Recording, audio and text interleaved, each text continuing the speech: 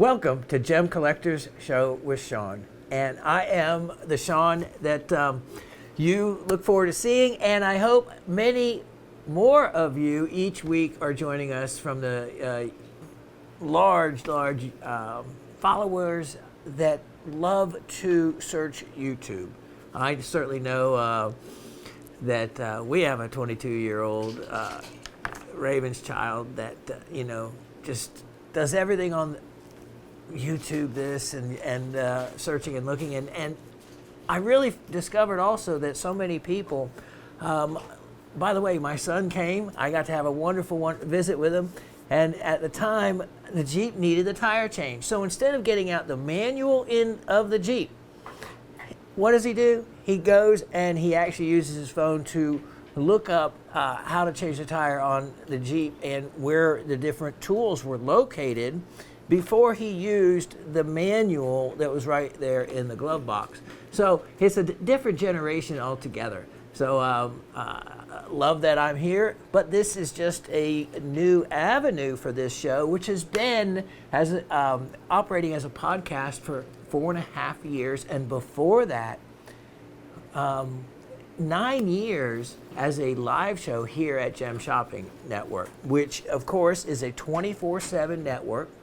And all you have to do is call the number that you see on the screen, and any time of day, live, and I don't want to call them operators because they're far more knowledgeable than that, live sales reps that have been doing, many of them have been in there for well over a decade. It's great to see such familiar faces. And so you get that support, and also, of course, always the return privileges here. It even applies to rocks and minerals and fossils, which, of course, almost seldom ever does that occur. But, of course, you have that right as well. Just a couple other items for those of you that may not have seen this show or tune in at some point in the weeks to come, because, this show you can access weeks from now. And the other great thing about that is any items that you see in previous shows, they're good to go. If they don't tell you, write down that item number. And if you're not told by the wonderful sales representative that they're sold, then they're going to be available in most cases for your purchase. So if you enjoy watching a show and then want to catch more of them, those past shows, they're not like dead by way of your ability to purchase the inventory in them. Now, item may be sold, especially at some of the cooler ones, but some other ones may not. And you never know. It may surprise you and find. We actually got some items back that Kevin gives us after so many weeks back from inventory, and we were really amazed that they hadn't sold. It's like, pieces I would have certainly expected. So you may see them today and you're like, oh, that's still available? All right, so all of you also, to get a hold of me, it's just Shawn@gemshopping.com. Simple as that. And that's how you can answer the trivia questions and ask me a question. Now, I won't usually get back to you until the following show, so keep that in mind. It's not like something I answer in between the week. So we address it, though, once a week on the show day. So, yeah. One other thing, if you go to gemshopping.com, you can find me that way as well. The home page, go to the bottom of the home page. There's a little tab there that says Learning Center. You can find all kinds of other information there besides me. And then also the How It's Done series of 30 wonderful episodes. And I was just talking to Chris, our director of sales, and about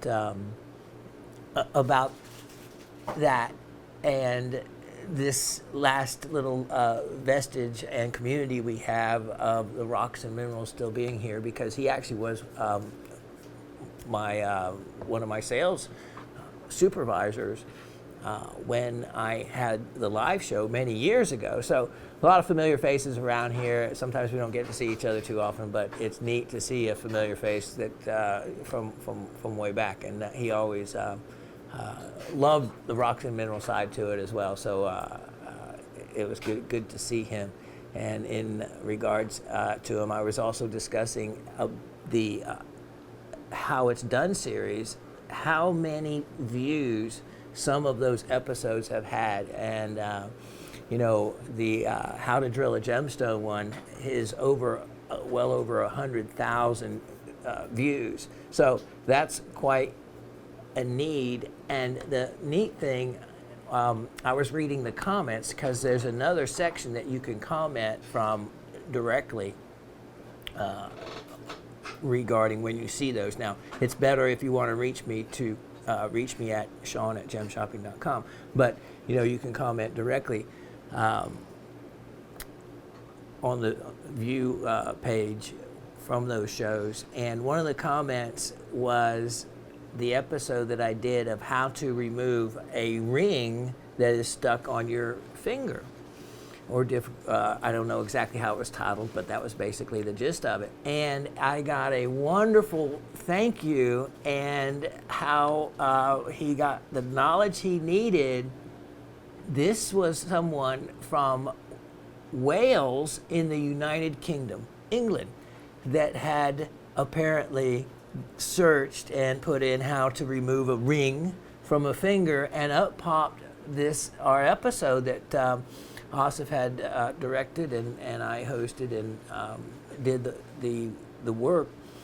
And what his little girl had done was, the frying pans, especially the old metal frying pans, have a hole at the end of the handle to where you can hang them. Well, his little girl had put her finger through that hole and had gotten it stuck. And this was a 4-year-old, and he was, panicked and had researched it. And the techniques that I had shown on that episode actually worked to remove that from his girl's finger. So he's most thankful. So it was really fun to see that. There's lots of great information there. Like I said, I was again telling Chris that in those 30 episodes, that I feel like if you watched every one of them, you should almost get some type of certificate for completion, because the amount of knowledge you would walk away with would be extensive, even relative to those in the jewelry business, or the quote clerks that work behind the counter at mall jewelry stores. And really it would be very useful knowledge for pretty much anybody, even in the industry. A lot of other jewelers, I actually, in this other area of comments that we don't address, but that are there, actually commented how effective and useful those series of episodes were for that. So if you want to see more of me and me actually doing bench work, which is funny because for years and years doing the live show, I always talked about and mentioned that I was a master goldsmith, and some of the different people I had trained under, this Italian goldsmith when I lived in Denver, Colorado, that would not let me use any of my modern techniques until I learned his old way techniques. And it was wonderful. I was about 20 years old, and I was like a little frumpy about it at first, but then I realized, wow, really the opportunity I was getting to learn from there. So, someone had commented that they would love for me to do a show of how it's done, of showing nothing but old style techniques. And that would be great, I guess, if I was doing it for a goldsmith education kind of course. But here we did it for general knowledge, so that when you go to your goldsmith or your family goldsmith, or even working here with sizing a ring at Gem Shopping, and maybe there's a charge and you wonder why there was an expense as to what it was, like let's say platinum versus gold. Well, we address all that in these episodes, and you get to see physically me do the work on the piece, and you can see the difference in sizing a platinum ring versus sizing a gold ring, and how much more goes into it. So for all the years I was doing the live show, I always talked about me being able to do this kind of work. So it was kind of fun for me to actually be able to walk the talk, so to speak, and demonstrate that, yes, I really do have those capabilities. And also, of course, I'm a master lapidary, which not only covers cutting of stones in cabochon, meaning in the rounded form, or faceted, but more of a master lapidary can carve, do inlay work, do cameo, and intaglio, all those kind of other stone skills. And I have at one time or another been able to accomplish every one of them. I just often have never had the time to do those things for a piece because of time versus money and overseas labor on the items. But yeah, comes with that, and have enjoyed it all my life. So let's get to the comments. Let's get to the trivia. Now, the 2 questions we had from last week, which we do trivia questions every week. We do 2 of them at the end of a show, usually, and then address them the following week. Now, this first question was, what unusual and uncommon element is in Mixcite? So we were talking about, there was a specimen I sold or offered for sale. Maybe it sold, not sure. But it had a mineral that I hadn't addressed before or offered, and it was called Mixcite. Well, the most unusual thing about it was that it is technically a copper bismuth arsenate. So it has those 3 main elements in its composition, bismuth being the one that I was looking for, which is hardly maybe the first mineral we've actually talked about that had bismuth in it. But many of you have seen bismuth even in a mall kind of oddity store. I've seen them, and they're synthetically grown crystals. And as Miss Barbara said, she used the correct term for the way the crystal formed, and it's called a hoppered crystal. You can find it in gold crystals and other things, and it's kind of like a reverse pyramid, and very iridescent. And you'll see it. So it's called, and it's even offered as bismuth crystals, but they don't form and grow like that in nature. But they're certainly offered for sale, and they're not expensive, and they're very neat to see. Even Raven, who's kind of a purist like me, but she even had to have one, and we have a synthetic bismuth crystal in the house. I saw it on the shelf the other day. So anyway, question number 2. Name the 2 polymorphs. Polymorphs meaning that name the other 2 minerals that have the same chemical composition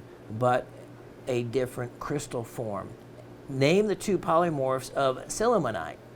Well, the 2 are kyanite and andalusite. And think about how unusual all 3 of those are from each other, but yet having the same chemical formula, and are that different just due to the crystalline structure of them. So yeah, and many other minerals will have polymorphs, rutile being another one of them.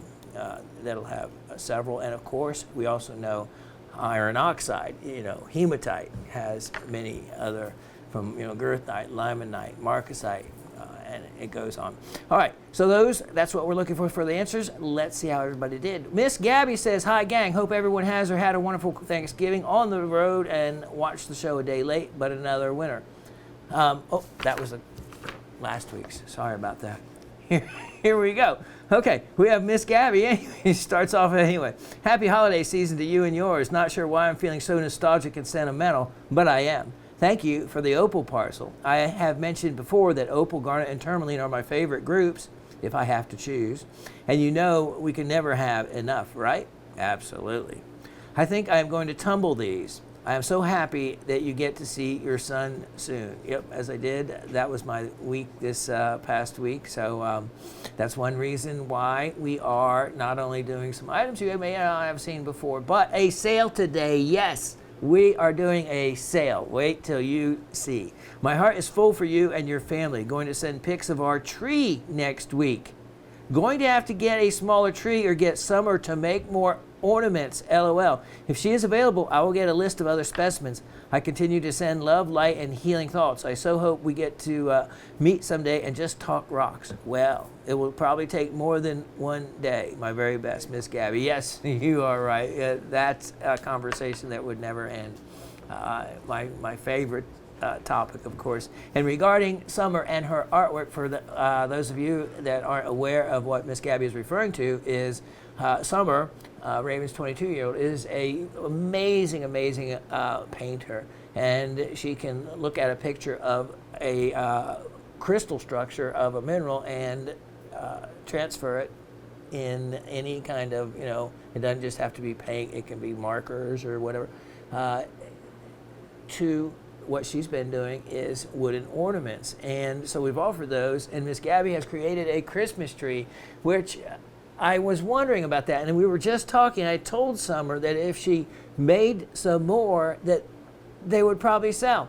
So yes, Miss Gabby, make a list. She would love to create some more for you and your tree. But wouldn't it be neat then if you make a list, or do this, even better yet, if you see a picture of the crystal structure or the particular crystal that you like, the actual picture of the one you like, because we know how many different forms or looks a particular mineral or gemstone can come in its rough form, send it.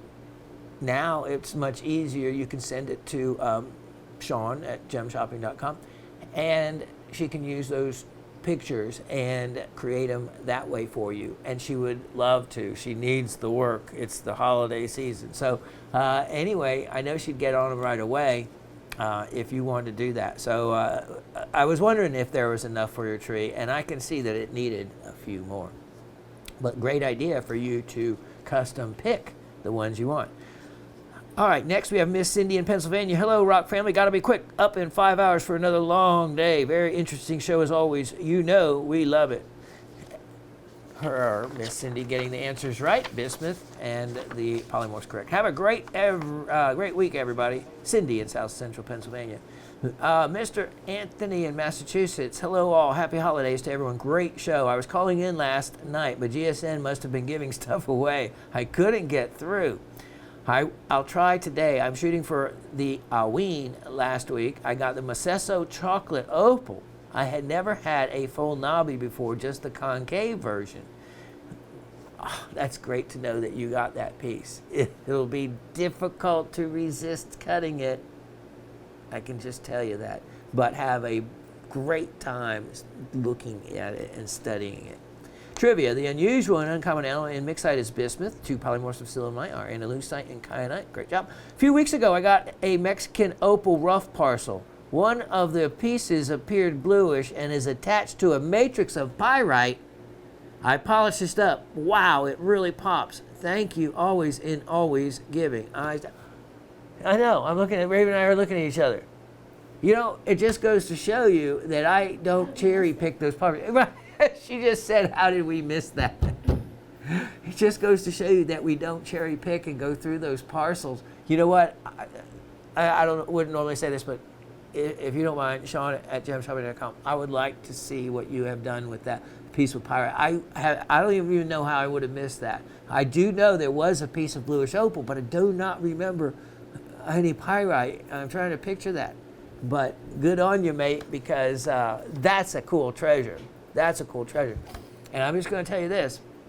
I'd have to do a little research, which I may do. Blue opal and pyrite is not usually something you would connect with a Mexican opal. It could be possible if I was to think about it. I know that the two are found with Peruvian opal. Just a thought about that. Interesting. But yeah, that'd be something neat to see. Good for you. Good for you. Because in those parcels, and that was so cheap. So in that one oddity stone, that's worth the parcel, what you paid for the parcel. So, all right, Miss Peggy says, hello, my friends, Raven, Shawn, and the Gem crew, and the Rock family. I've missed you so much over the last few weeks. Sickness, work, and the season can wear you out. I did spend time looking at my Aquamarine Quartz piece I got from you several weeks ago. Just sitting on my porch in the sun examining my rock collection is such a wonderful way to relax. I couldn't say it better. It has really helped me in the last few weeks, and it's great to hear that. And I sometimes think that, maybe Raven and I are the only ones that can just look at a rock, study it, get the loop out, and find it to be not only something that's a conversational piece between her and I. If you ever want something to talk about between us, we certainly can always go and talk about a rock or a mineral very easily. It's also very soothing and relaxing, and then there's an element of excitement for the things that you can see or find in a specimen. And so I'm glad to see that we're not the only ones. There's so many of you also find your passion and your relaxation in this wonderful earth sciences hobby that we have. She goes on to say trivia, Mixcite, uncommon element, bismuth, polymorph. She getting those right as well. Everyone, please have a safe and happy holiday. Shawn, I love your show. Please get a checkup so you can keep producing and educating us on the joy of rock collections. Find your joy, Miss Peggy. You are right. But here's the thing. Got the appointment. The Raven made it for me. And I have not been to a regular doctor decades. So I was going to do everything. The appointment was actually coming up. It would have been next week. And the doctor's office calls me. The doctor I was to see, and what am I to say, is had to cancel all of her appointments. Her baby was in the NICU, neonatal intensive care unit, because it was born premature at 1 pound 10 ounces. 1 pound 10 ounces. So, yeah, she is going to be busy for months, and so. Bless her and all the best to her for that. But for me, it's like, wow. And I was right there going to get that appointment. And so anyway, we're trying some other options, see if we can't get in with another doctor. But I need all that. Go to all those doctors. So thank you, though, for staying on me about it. Miss Elisa in Florida says, hello, Rock Family GSN crew, the lovely Raven and Professor Shawn. Shawn, I was so happy to hear you were able to see your son. I hope you had a wonderful time visiting with him. I know how hard it is to be away from family for well over a year or even 2 years, so I'm thankful that you had that chance to reconnect in person with him. My answers are bismuth for the first question, kyanite and andalusite for the second. I loved your show this week, and I'm looking forward to next week's show. Take care, everyone. Miss Elisa. Miss Elisa, you're so correct. It was, but oh, wow. It was neat because a lot of hugs. He really hugged me, and he's just he's a major in the military, and has that build, but yet he has such a loving side. He would be embarrassed if he heard me even saying this. And he even said to me while I was hugging him, he goes, hugs make you release endorphins, feel good hormone, and which I didn't know that, so it was good to know that. And so it was great, because last time when I had to say goodbye to him is when I was actively had COVID and was in self-quarantining at home, and so all he could do, and this was in the first weeks of July, was sit 20 feet away outside for only as long in the morning until it got too hot, which in Georgia is like by 10 in the morning, and you can't even be outside in July. So he did that 4 mornings in the row coming from the mountains, but I never got to touch him. And then had to say goodbye, and he was gone to Tokyo for a year and a half. But he's back.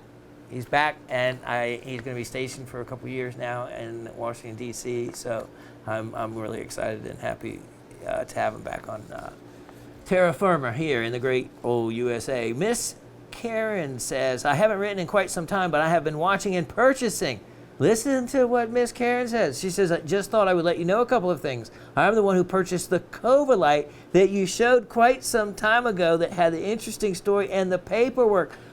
So the owner of that Covalite shows up. That's neat, because I was wondering, we were talking about that. So I brought you out by asking and wondering who had gotten that stone. It was a riot because it had paperwork. I mean, it's worth some money, but it had actually a appraisal for $15,000, I think, I remember right. But anyway, still a beautiful stone, nevertheless, but certainly, of course, not worth that. Nor did I sell it for but a little bit.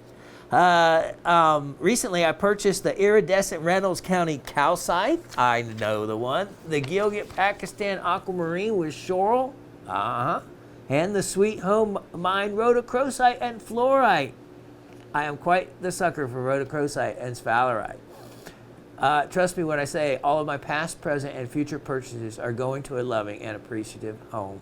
Wish you and the Rock family blessed holidays coming up. Go to the eye doctor. Oh, see, I do need to go to the eye doctor too. Very well. I am going to take that advice. I definitely need to do that. Eyes are getting worse and worse.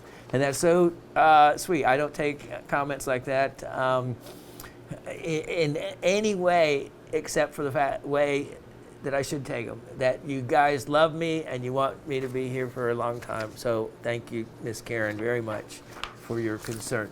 And also for your purchases. That's great that you've gotten those pieces. I know them all. Miss Barbara says, hi, Professor Raven, GSN crew, and the whole Rock family. Phew!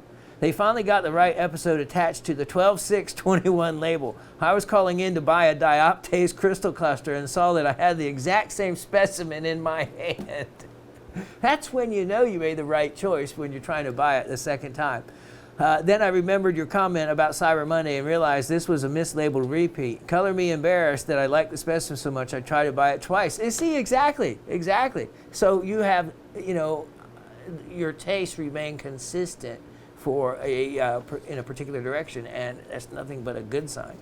That was a nice regular length episode with lots of goodies to choose from. Got the sodalite, whoa, the nepheline mariolite pyrite specimen. Yeah, so all that was in one specimen. It sounded like individual items. No, one specimen had all that. Great piece. That was a real rarity. My UV light is waiting. Yeah, wait till you go to the UV light. You're going to love the mariolite, and make sure you do shortwave and long wave on the bottom side of that and watch the differences in color.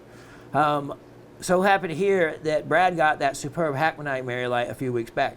Thanks for offering another roastosite. It's so heavy from the galena it's growing on. Makes quite the paperweight. I was surprised that 2 other specimens arrived with their stickers or without their stickers, so I rewatched last week's episode again to make notes for myself on their details. Then I noticed that the details are all on the invoice. Duh.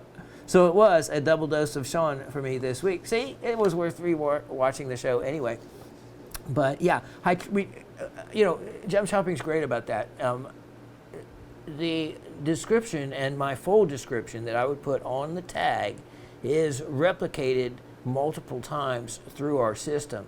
So so it comes up on your invoice, and it's good to hear that it still does, because I knew that it had many years ago, what I have on the tag. So that's all the information that I provided will be in that invoice, I believe. So I'm glad to hear that, and that was a good public information notice for everybody as well. As to the trivia, the element is Mixcite in bismuth. Love those rainbow-colored hoppered clusters they sell at the gem shows and around that you can see. And the polymorphs of silicon and andalusite. Yep, silicon produces lovely cat-sized stones at a reasonable price and in perfect shade suitable for men's jewelry. Yes, silicon does really nice, strong cat's eyes, and also some very kind of clearer stone cat's eyes as well. I'm gonna go watch the snow flurries. Take care, everyone. Miss Barbara from Brooklyn. I'm jealous about the snow flurries. We would love to have a little snow here in Georgia. That's something that even Dave, the cameraman, he sends me these little blurbs he gets from this really guy that is a weather nut. And so this guy really always wishes for snow, and he knows about weather. And so I get these little blurbs from Dave that kind of updates me. And usually what happens is he talks about these storms, they're going to come, and then at the end, they fizzle out, and then we're disappointed. Let's show who won this week. The winner of the trivia this week, which when we have all the right answers, we put the names together and draw a number, or I assign a number and just ask somebody randomly what the number may be. Well, this week, the winner is Miss Cindy in South Central Pennsylvania. Congratulations, You're, I think, going to have some trivia envy here, even if this was not for you, but because a lot of people, it would be. This is a stunning specimen of something you don't often see. Chrysocolla. Look at this. Chrysocolla is formed on the exterior, and as we come in close on this specimen, what makes this really especially unusual is chrysocolla can form as a excellent job, secondary byproduct, and you can see it's actually over the top of malachite in some of those areas there. And what a beautiful shade of color is also on this specimen. Yeah, and I'm giving this away. You can also, by the way, you can see that is going to be basically hematite. But look at this. Look at these malachite crystal clusters down in this little pocket of quartz. Isn't that cool? Isn't that cool? Malachite crystals and then quartz crystals. And then look at, there's some additional little white crystals there as well. So this is a fun piece to explore, but there is the candy on it right there. All right, we'll tuck this away and be right back with the show. Like I said, we are doing a sale today. I had talked about it. We tried to get in some sale items last week. It usually just doesn't work out. Today, this show, we are going to be focusing on items. Well, many items are going to be basically sale price that you may not have seen, or maybe I showed them so long ago you don't even remember them, or you wonder why you didn't already have bought them if I had shown them previously. Check this one out. This is stunning. This is, we'll get to the fluorite part. Let's look at this. These are calcites. Look at all these calcites. Just scattered everywhere. Now, also what you're going to find in this specimen are not only calcites, but I actually know exactly the mine that this comes from, the Haman mine. Now, this has pyrite. You can see any of the golden part you see on this is going to be pyrite. And you can see, look at the pyrite mixed in. Oh, look at these vugs of pyrite tucked in back here. Wow. Look at that. See the crystal forms? I love this particular formation in calcite. I really like that crystal shape. But let's show you something else. Look at the other side. Wow. The entire other side additionally crystallized. So this in the pocket where it grew had to have the room on either side. I'm not even sure of where the connection point was. Probably right along here. Here's the fluorite. So yeah, it may not be a whole lot of fluorite, but in case you had gotten it and wondered what that would have been, well, you can see it's a nice crystal of fluorite right there. More pyrite along there. Here's the beautiful part. I just love that, in that little part of pyrite. Now, if you have calcite in this, remember there's going to be most likely that it is going to fluoresce. This specimen sale priced at an incredible opportunity of $36. Only $36, and yeah, that's an amazing look for the money. Now let me show you item number 1034021. This is one of the pieces that Raven and I said, what? How in the world did that not sell? Look at this. Look at this. The Mexican hemorphic. And look at that. This is a time when the limonite, which of course, remember we talked about how limonite is an iron oxide? Well, you can't get much more iron oxide, aka rust looking, than the limonite in this specimen. This is hemorphic. Look at, you can really see the crystal form, how similar it is then to that. Remember that amazing hemorphic that was on that strand of limonite that I had featured and sold, it was weeks ago, but it was perfectly clear hemorphic. And if you remember the crystalline form, you can recognize that same kind of formation in these crystals right here. Now, who had ever gotten that other hemorphic, if you collect any hemorphic at all, This is one that you should add to your collection. Look at this. Look at this. And there's hemimorphites all the way around it. It really is. You have the beautiful yellow limonite. And, you know, I say beautiful. Now, remember, I've actually washed this. And so you can see the limonite can be really dirty and dusty. But you can see it's not that bad at all. Because I have actually, you know, cleaned off the surface. And as we come in close on this, you can see even on this side, when you see the limonite, it's still very attractive, because as you look at each of these hemimorphites tucked into a little pocket or a little bug, it makes it a lot of fun. A lot of fun. Wow. This is a stunning, stunning specimen. It has many, many very attractive viewing angles. It is what they call a small cabinet size mineral specimen, but a outstanding quality. Hemimorphite is a zinc silicate, so keep that in mind relative to smithsonite, which is often, you know, an accompanying or close by mineral, because smithsonite is the carbonate version, zinc carbonate. So hemimorphite, the zinc silicate, this has bright fluorescence. Okay, for you fluorescent hunters, and the bright fluorescence is even in the description. And I also have in the description the exact mine, the Ajuela mine in Mapimi, Mexico. And the bright fluorescence in this is due to uranium ion activation.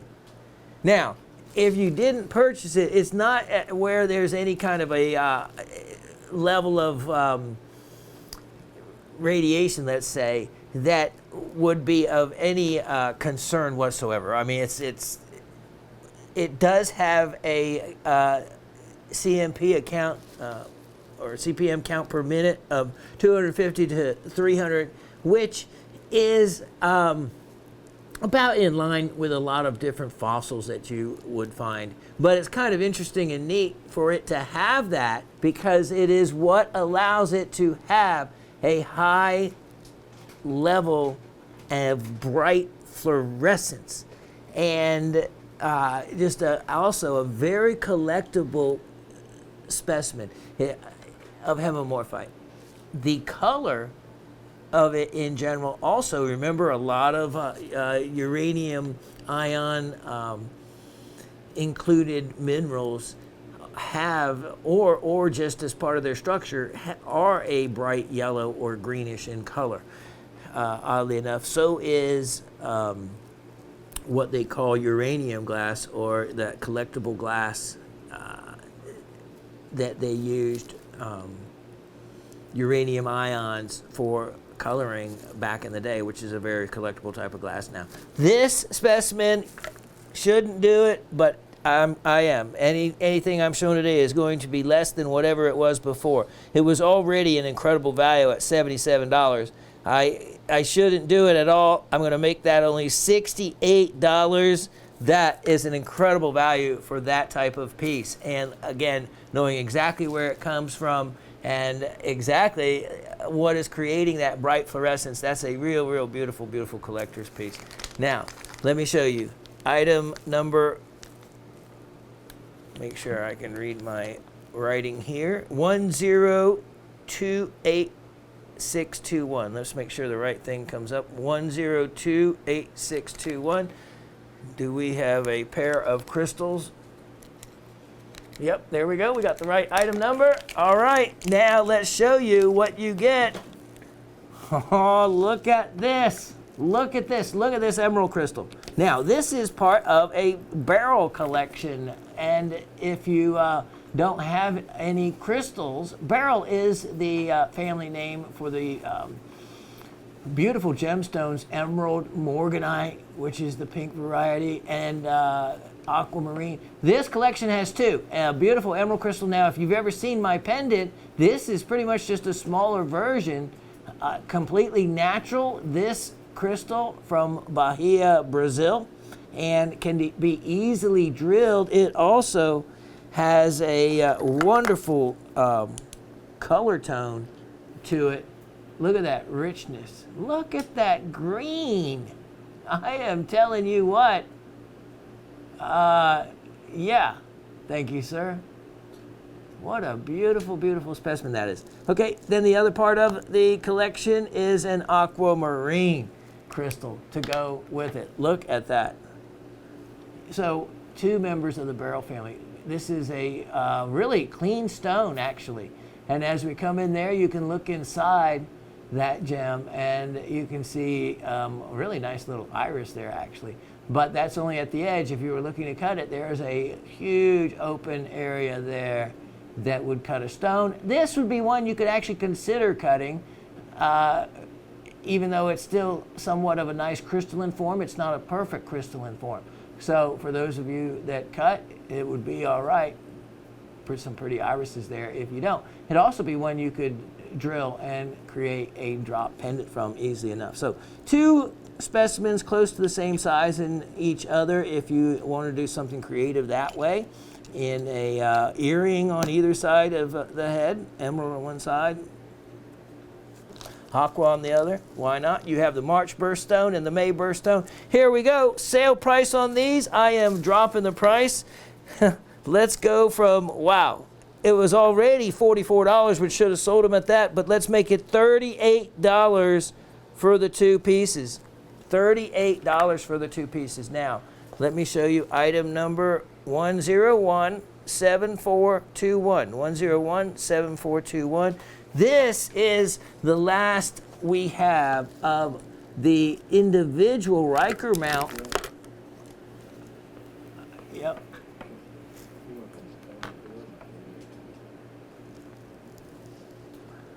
This is the Riker mount specimen, item number 1017421. 1017421. If I can get them out. Okay, so this is the last ones of the ones mounted in one of these fancy boxes, and it is a fulgurite. A fulgurite, of course, we talked about them, is what is created when lightning strikes sand. And in this case, it's beautiful pure silica that was being, this was found in Polk County, Florida. So they was found by one guy that knew what they were. And for years, many, many years, you can see right here tells the story. He collected them in the early 80s from the sifting shakers of a mine producing fine sand for building materials. And that's where he had gotten this collection. And we were able, I was able to get in on the collection. And it is a perfect, this one, I mean, you could use it for a straw, perfectly opening from it. And it is, that, if you ever wondered, is only as wide as a lightning bolt is in most cases. It's the width of a pencil. It looks so much bigger, but that's because of the power radiating from the light as it ionizes the air, because of, look at that, you can see straight through that. And so this happens to be a really well-formed classic fulgurite, and you get the different color silica sands depending on the sand where the lightning strikes. And here in Georgia, I've went to many the base of a tree or where a lightning bolt has struck, thinking I was going to, find, even, let's just say, hardened Georgia clay, because there's no way without having nice pure silica sand that you were going to get a fulgurite, even though I looked for them anyway. Never did find anything except a split down a tree, and some mud kicked up at the bottom of them from the Georgia clay. Yeah, not the right soil, but any kind of sands, yeah, that's the place to look for fulgurite. So anyway, this one is in the neat display box with the little labels. I have multiples of another size, but we're not going to address that today, I don't think. If you want this one individual one that I have left, though, what a great piece, a great item for show and tell at school, for somebody to show around. What a neat, interesting item it would be. I'm even going to discount this one, even though I didn't have any room to go. We're going to make it only $22. Only $22 on that.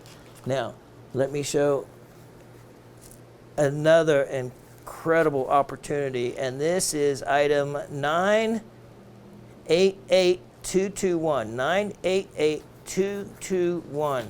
And wow, look at this. This is an opportunity, 3 different specimens. Let's look at these. You may have to flip the lid around if the pins don't line up. All right, look at these. All right, this is the way they wrap them, by the way. When you get specimens like these, I think I've talked to you before about it, they'll wrap them in either, well, it's this like this. This is toilet paper, and where they take it, they roll it up, and it's amazing how much they'll use, because in the same countries that you'll go to use the restroom, and there'll be a person outside where you have to buy how much toilet paper you think you'll need before you enter the restroom, because other than that, the local population would steal the toilet paper. They could never keep it in a public restroom. So there's a toilet paper vendor outside, and you make your purchase. Well, I think often when I start unwrapping these, how much I could get for what is used by the mineral dealers. Look at this. And it goes on and on. It's like, so first thing that comes to mind is how much it would sell for. So anyway, it's the 2 different worlds colliding there. But, all right, so this has 3 of these vanadinites on barites. Look at the beautiful barite crystals. And then, as Dave takes us in closer on the specimen, the stunning, not only color, but the perfect classic crystalline shape to vanadinite. I love these specimens. And you can see some pink to the barite on some of these. Barite is actually a heavy mineral, so nice weight to it. Look at this. Look at the bottom of it. Look at these crystals around this piece. This is such a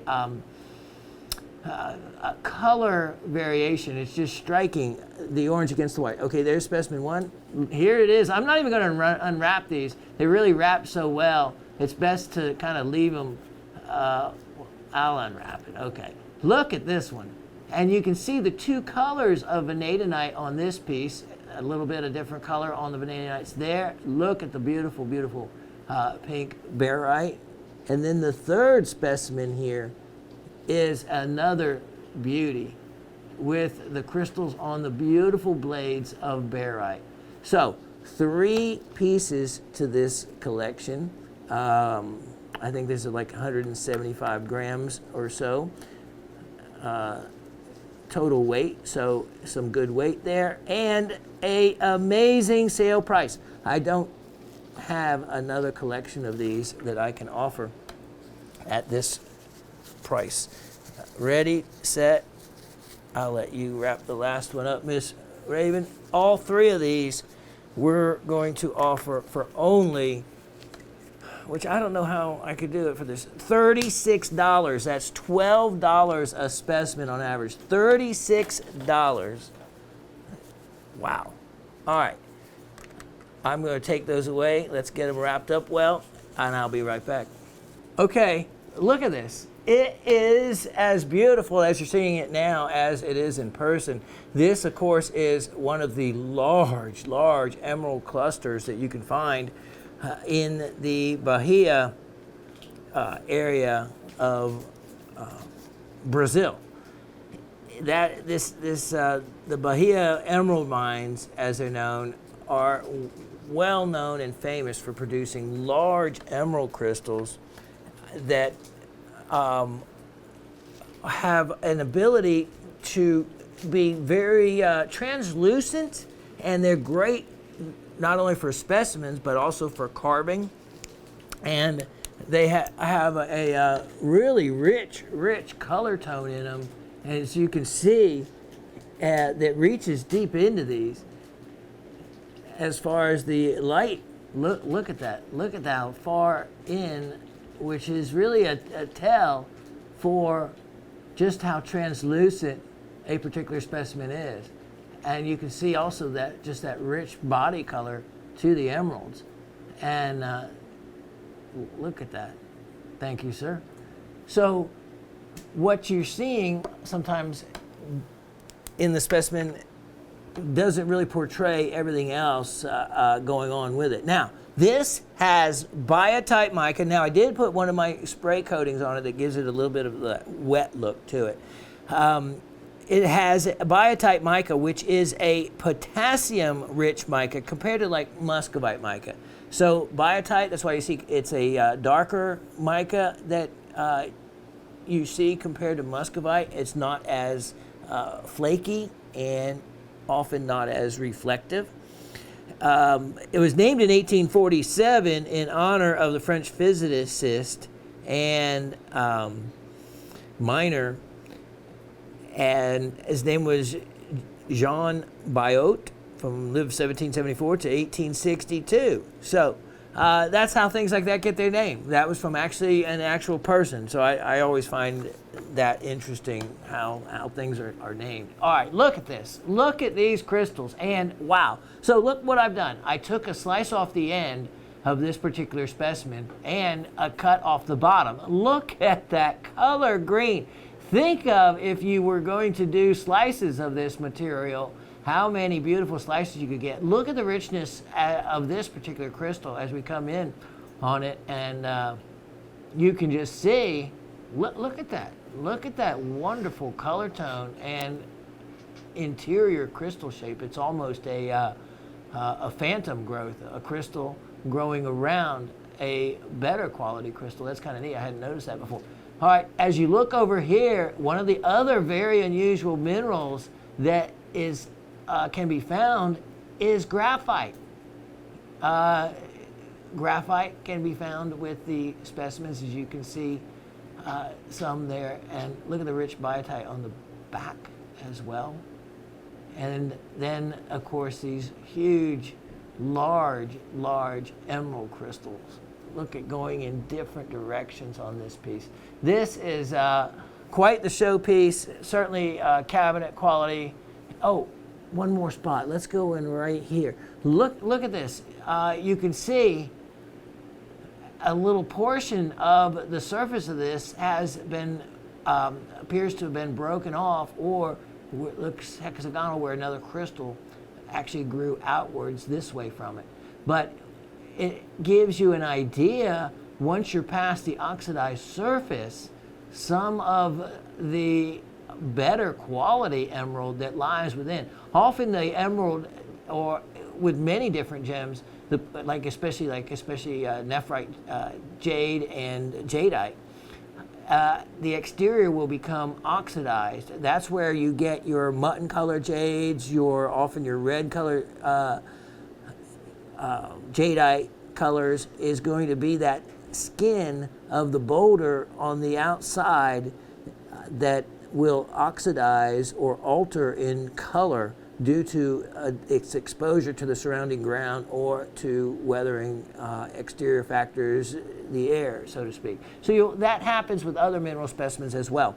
And when you get past sometimes the surface, you can really see what lies underneath, and that's obvious as you can saw what had broken off, just how nice it is even from a distance, the better quality within. This specimen, these go for a lot of money.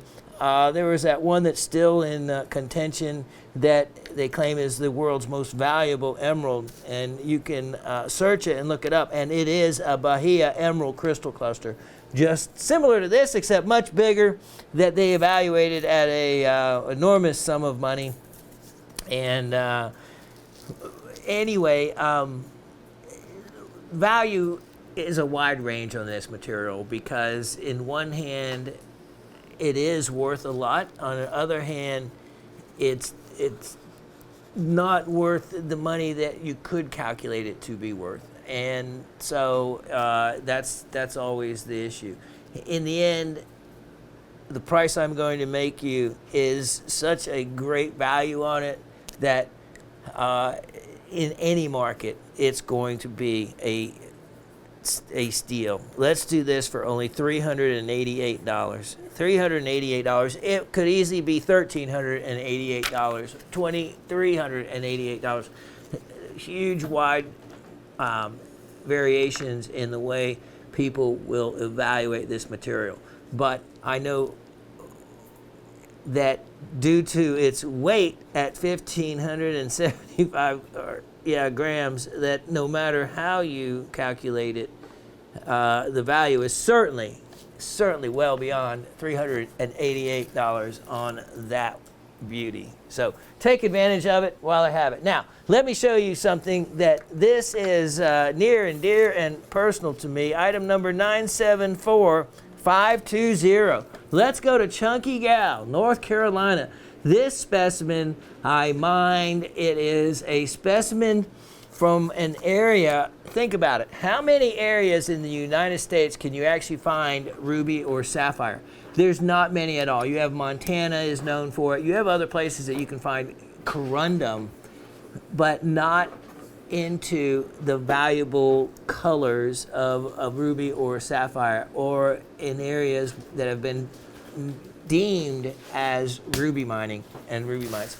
This is one of those specimens that is indeed beautiful. North Carolina ruby in a wonderful matrix called smaragdite, and in Greek smaragdos means emerald color, so it certainly reflects that. And I have been lucky. It's been a place I've been to many times. I'm not going to tell the story today. I'll get into it another day when I got the break of a lifetime, when there was a fire, forest fire, and was the only person allowed in on a fire cut that they had made with a bulldozer right over this deposit. And no bulldozers had been allowed since 1960s and 70s into that area. So I was the first person there. It was one of those persons, you read about a story about someone else. Well, I was that someone else this time. Dave, let's take this in close and let's show you. If you can't see him from far away, look at this. It doesn't take much getting closer, and you see that red standing out. This material I have not only mined extensively, but I have cut it, I have sawed it, I have done cabochons where you just leave the ruby crystals in the smaragdite, which takes a beautiful, beautiful polish. Look at this. This was one of the specimens where a lot of times the rubies would run in a vein or a row. In this case, they didn't. They were simply scattered throughout. And even on this side, you can see right there, running across there, and without a doubt, it's not corundum in color, that is ruby in color. Now, to find them all on the surface, what do? The best way, look at them all up here. Look at them all running across there. Yeah, use an ultraviolet light, and they just stand out. They just pop out. Look at this piece. This piece is full of them. And when you don't think there are any, look at, there will be. There will be. What the eye can't see, the ultraviolet light does. And wow. All right, as we look at over here, look at that. And I always wonder, and it's always true, what lies within. So when they're on one side, they're on the other side, this is full. If you took slices of this, which actually, you're right, I'm talking to myself right now. This is going to be, I just thought of it, the last time I'm going to offer this for sale, because after that, I just thought, if I put this through the saw and take consecutive slices of this, how cool would that look with those that many rubies? If I hadn't shown this already right now, this moment, I would pull it from the show and start that, especially with that flat surface right there. There wouldn't be any waste. I could just start cutting slices right off of there. And that would be a really, really stunning thing to make a hanging interior, whatever you call the chimes, but an interior chime. That's when you can spray them and have a lot of fun. Anyway, how about this? Last opportunity on this one. I am even going to make a note not to sell it after this. Last chance. Last chance. Price on this?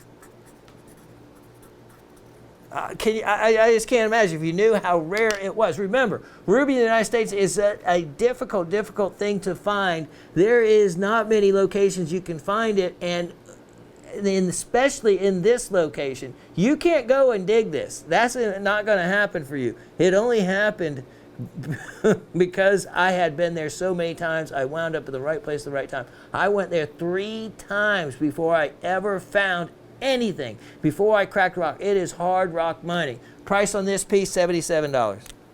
$77. And wow, that for a Chunky Gal Ruby North Carolina specimen, as far as level of quality, is equivalent to world class. Everything being relative. That's a stunning piece. Now, I'm going to give you an opportunity at a choice. Item number 974620. 974620. Let me show you. Here is another Chunky Gal specimen. Now, let me show you. If we look right here, you can probably see it from there. Right there is a ruby standing right out.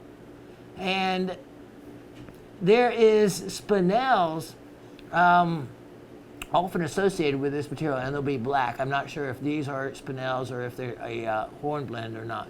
But you can see it's neat to follow this darker green. If we follow this darker green vein, you can see right here the rubies run. Look at this, as we follow it around, actually will run in a vein, as you can see. Now, they get scattered out here a little wider out, but as we continue around, look at the size of that. Yeah, it wasn't just that one little ruby on the front.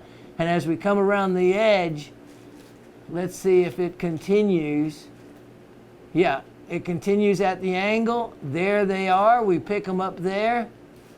And boom, right across here again.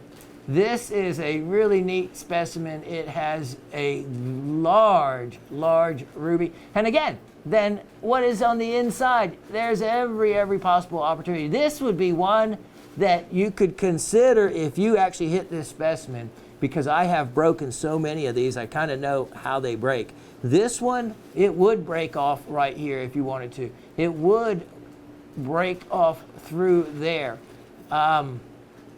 And then who knows what it might expose on the inside. You know, that kind of looks like a fish right there, doesn't it? Yeah, doesn't it? The little fish, and there's its tail. Okay, I'm reaching there. But this is a really interesting specimen, and this is one that if you look up that particular area, you can find the other minerals that are associated with that particular deposit and see if this one holds any of them. Again, I know that some of the darker spinels, and up here I see some additional mineralization. But beautiful, beautiful specimen. Once again, look at that. It would display well. You can see the ruby from a distance. You can also break it into smaller pieces, hoping to find, you saw, remember that big one I showed you that's not for sale that I broke that had that beautiful, beautiful pink sapphire, what was it, over an inch long, that split perfectly through the crystal and had the crystal on either side. I was so lucky. Who knows, you could maybe cleave and break that into something like that and have something similar. Anyway, this is a fantastic specimen, and I am offering it, believe it or not. This is your real chance at a unique deal. $42. Only $42 on that. I don't know why I'm making it $42. I just want to make something so irresistibly inexpensive. Let me see my other notes on it. Yeah, Nantahala Forest, where I had mined it in Clay County. Ruby and smaragdite. Yeah, don't miss out, because these are specimens from places that you just can't go and find. It's not like Reynolds County, Missouri, or it's not like the Elmwood mine in Tennessee, where the specimens that came out were in the thousands of different specimens that came out. This is so limited. If I had not mined them myself, you would not be able to have an opportunity at them at all. So, yeah. All right, now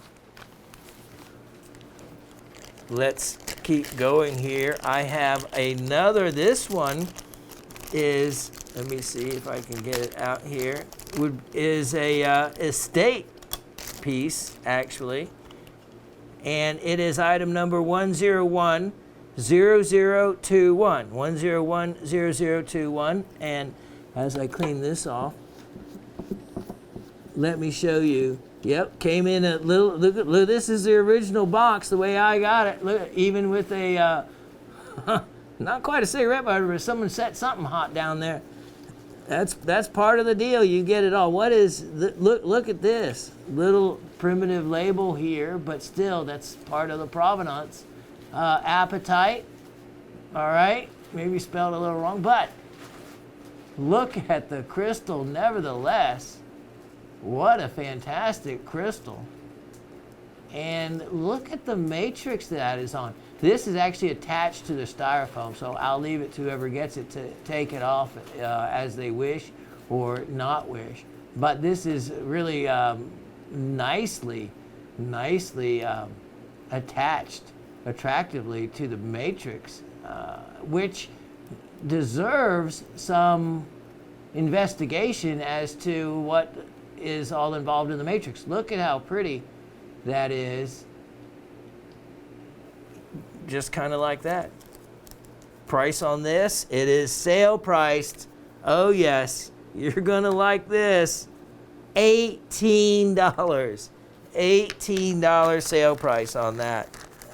That's a really good value for a specimen, especially if you're collecting Madagascar apatite, or apatite in general. Now let me show you this next item. Since we were talking about emerald from Brazil, let's look at item number 758118. 758118. Not quite Brazil, a little closer to home. Look at this. That is an emerald crystal. Of course, that is emerald from North Carolina. So I just showed you incredible ruby from North Carolina. I mean, if there was anywhere to move that was still close to here that I want to go to, it would be Western North Carolina. That is if you really plot and look at the number of mines that that you don't even know about, but that are actually listed with a geological survey. It is innumerable that you never even know about. They're just tucked away back in the woods now, overgrown, long since eroded in. But nevertheless, they have tailing piles. They have still the lore attached to them. And there's a large number of mines in western North Carolina, especially in some of the real strong pegmatite counties, you know, around Spruce Pine and Crabtree and whatnot. This one, yep, this one is from the Spruce Pine district, and most likely the Crabtree mine. It's the only mine that really produced this association of minerals together that you would see.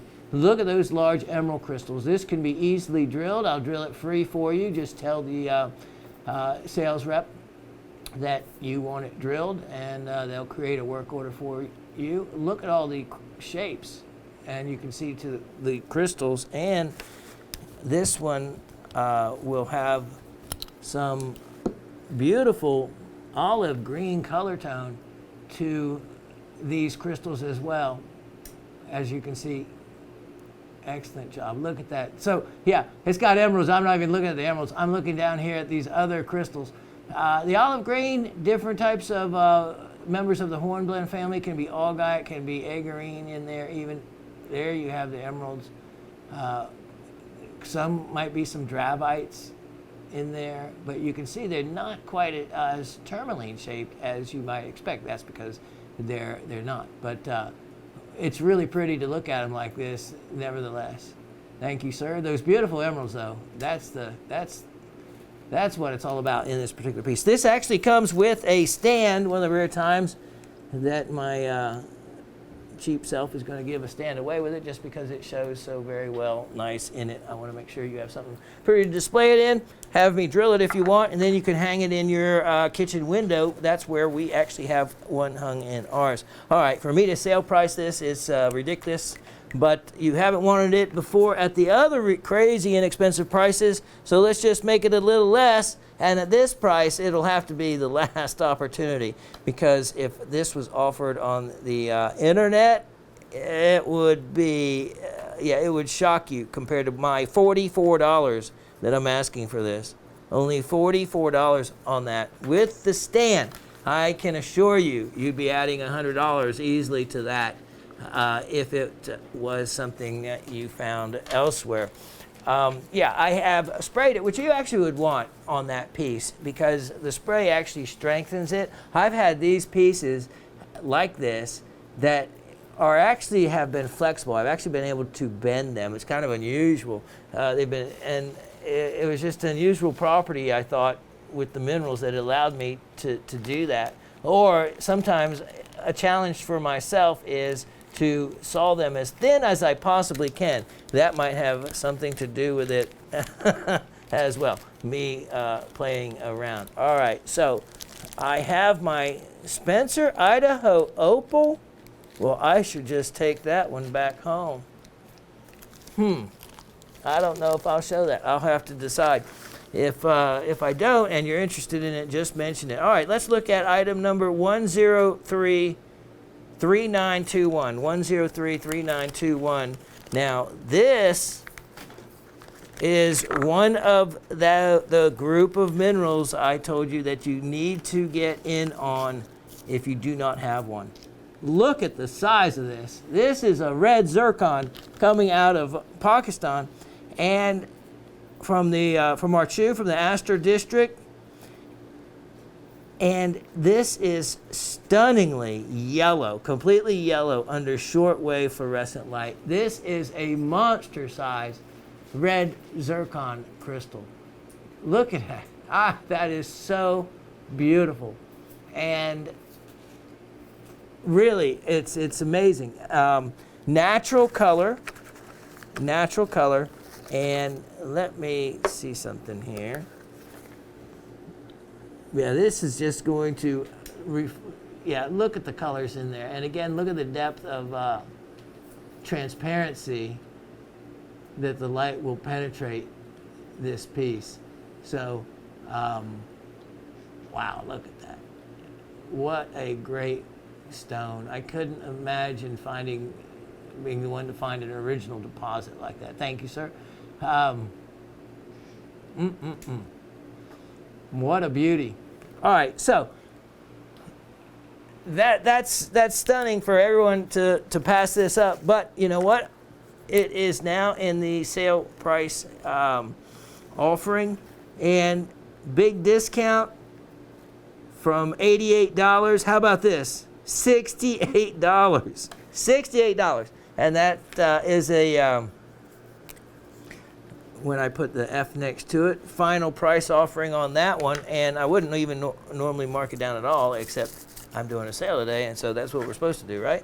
All right, let me show you some really fun items that, again, surprised I have, but you're going to be lucky that I do. 1033721. 1033721. Some of these, not even sure since I have them that I ever showed them. But look at this. Look at this. Look, wow. Oh yeah, this one. This was the multicolored Rutilated Quartz. Gold, silver, red, and black with chlorite. Okay, so let's look at this. We have the gold. This is all the same mineral, rutile. Gold rutile. Silver, look at the silver color rutile. Look at the red rutile. Look at the black rutile. And then you have some chlorite. What in the world? Look at this. That is amazing. What a collection of rutile colors in one piece. And look at this, even the nice faceted beveled edges to that. A wonderful, wonderful collector specimen. And it was, you can see their intent with this, cutting it this way, that actually you can see all four colors, the red, the silver, the black, and the gold from that angle right there. Nicely done. How about a discounted opportunity? Wow, it was only 30 cents a carat. That was $46. Well, I don't know what it's going to be price per carat, but we're going to make it only $38 if you're interested. Only $38.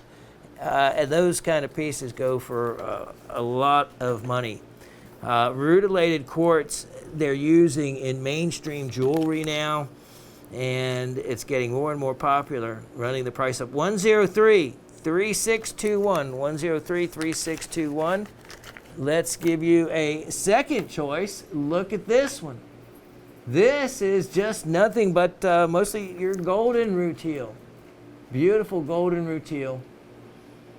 This is often the rutile that you'll see that the rutile will emanate from a hematite crystal often, and that's when you get your star rutile pieces and whatnot. I have sold some in the past here at Gem Shopping. Just the stones alone in the $1,300 to $1,500 range of the star hematite rutilated quartz cabochones. You know, of course, they're magnificent and extremely rare and collectible. But this one, nevertheless, for the amount of money and the look, it's going to be a deal. Oops, sorry about that. Price on this, how about only $28? $28. I don't even know what that's, I don't know, less than 15 cents a carat. Something ridiculously inexpensive. Take advantage of that. Now, these are going to be a deal. Item, well, you know, those are almost so inexpensive. I don't even know why I would offer them that inexpensive. I have some beautiful, okay, well, I'm going to do it. I have these rhodolite garnets, but anyway, let's do something else. Item 997321. 997321. He gets to the point where, you know, I have these rhodolite garnets that tumbled incredibly inexpensive already, what I had priced them to you last, and to sell them any less would be nuts. Look at this. We have been talking about epidote lately, and this is a stunning specimen, and I need to reevaluate all the epidote that I have, because I know now that I have sold epidote in those flats, because I never even cherry picked them or looked at them. So I think Miss Penny got a flat. I know Mr. Anthony got a flat of them. That there is other minerals with them that are exceptional. Yeah, Ravens bought a couple of flats. Yeah, item number on this piece. Got so excited about the specimen. Item number 997321. 997321. As we come in close on it, you're going to see this particular type specimen, all the crystals going in one particular direction. Look at that. Some of those others, the crystals were going in multiple directions, but this one more in a single direction. And nevertheless, this is where you can hunt. Look at the colors, some of those colors. Look at that beautiful green down in there, I see. And you can see the translucency, the transparency to them. You can see how it's solid where they all come together at the bottom and at the top termination. They all kind of meld in together. You can see the tops of them there too. But look down in all the areas in all your epidote specimens, because you saw before all the things that can be hidden in them. Let me just set that down right there. Here is a opportunity. Look how pretty that is. To add something to your collection if you don't have it, for a price of, how about this? Let's make that one $12. $12. Certainly worth that. Great stocking stuffer type of piece. Now, let's see what goodies we have next here. the really rare yellow lepidolite. But hold on, let me show you item 1033821. 1033821. Now this is a beauty.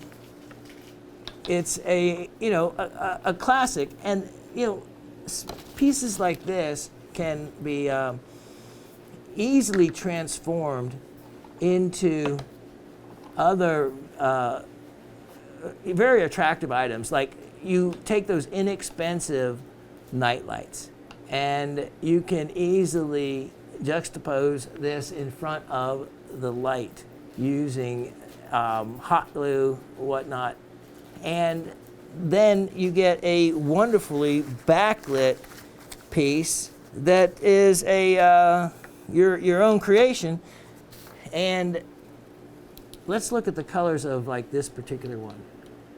You can see, wow, it doesn't take much light to light them up at all. Look at the green. See, that isn't shoral. That is wonderful, wonderful green tourmaline. And look at the length of crystals. Plus, then look at those little thin crystals. Those are tourmaline as well. Look at the little tiny thin ones. Yeah, that is cool. Look at that one is intersected by another crystal. Look at those colors mixed. Look at the greens. You have the olive green, then you have that very much more expensive green in the tourmaline right there. You see the classic termination. Oh, look at the color to that one. So, thank you, sir. You can see the skeletal remnant where another one laid. Look at that one more. Wow. Okay, so you could have a lot of fun with that. That piece on sale. Could you believe it? I don't. It was only that, even with the tourmaline in it. I had it priced at with 30 cents a carat. That was ridiculous. It was only $48. Let's make it $38. How's that? That is a sale. $38. My goodness. That try to find that jewel. Now, let me show you item number 1034621. 1034621. Now, this is one near and dear to my heart,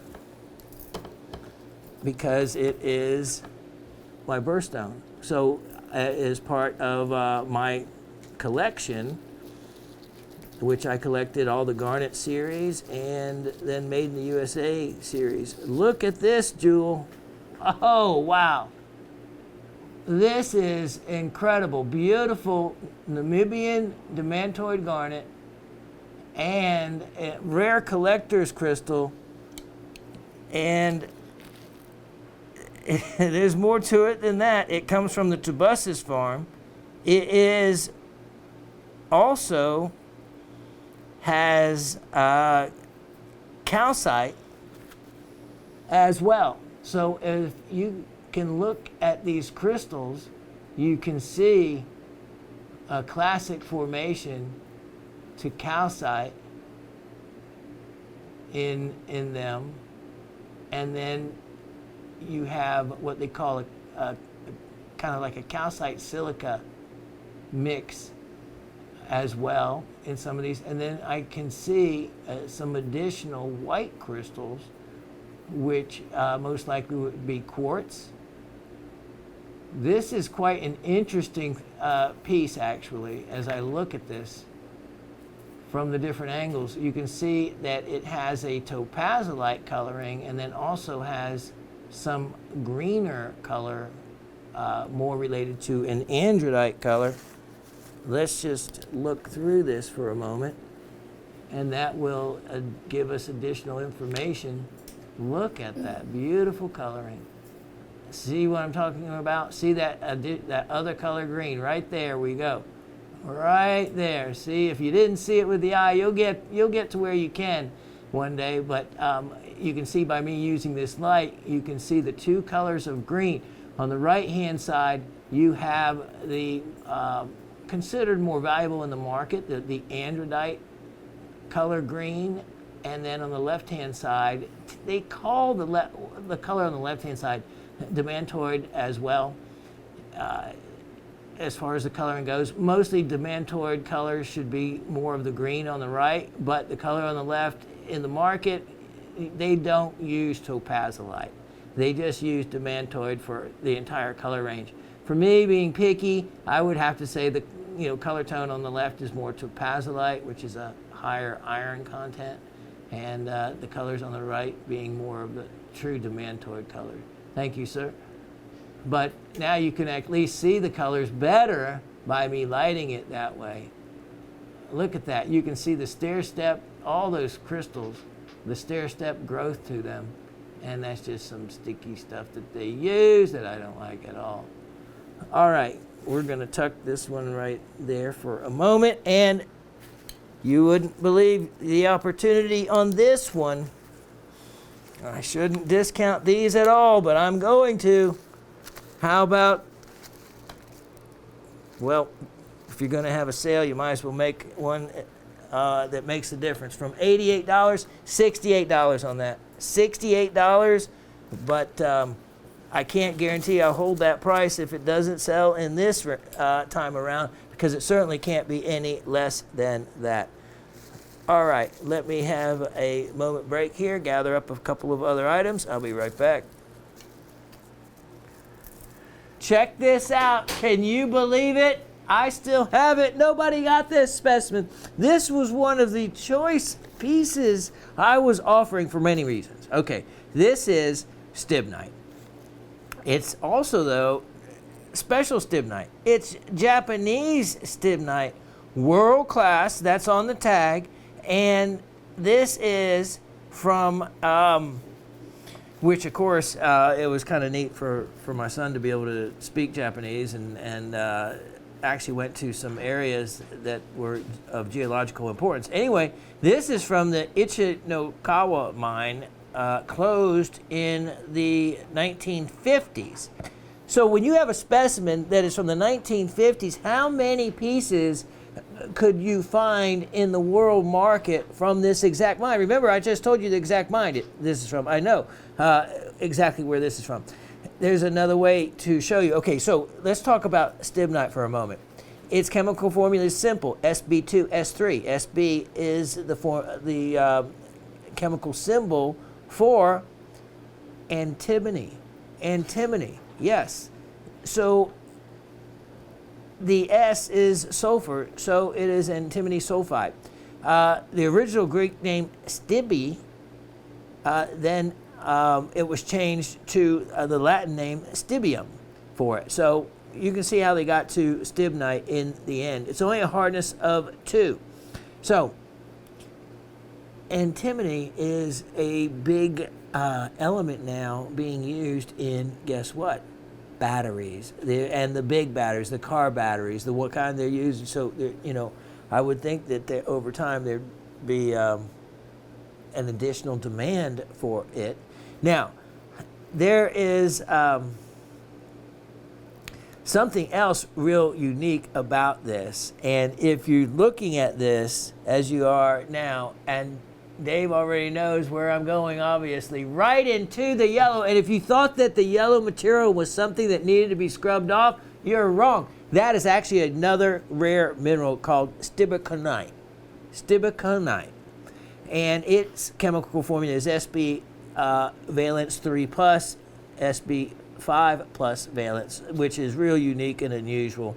And then it's an oxide. So with a hardness of 5.5 to 7, but it's often found in kind of a granular form like you're seeing here. So this yellow is not something necessarily that you would want to scrape off. Okay, now the other thing, or wash off, look at this little crystals going in opposite directions across there. Look at like little bridges in there. I think that's really cool to get those multi-directional crystals.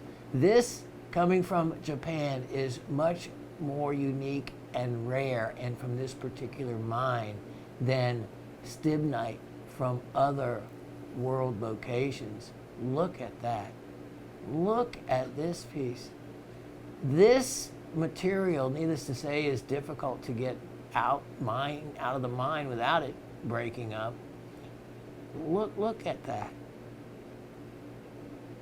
It is one of those specimens that just stands out in the showcase.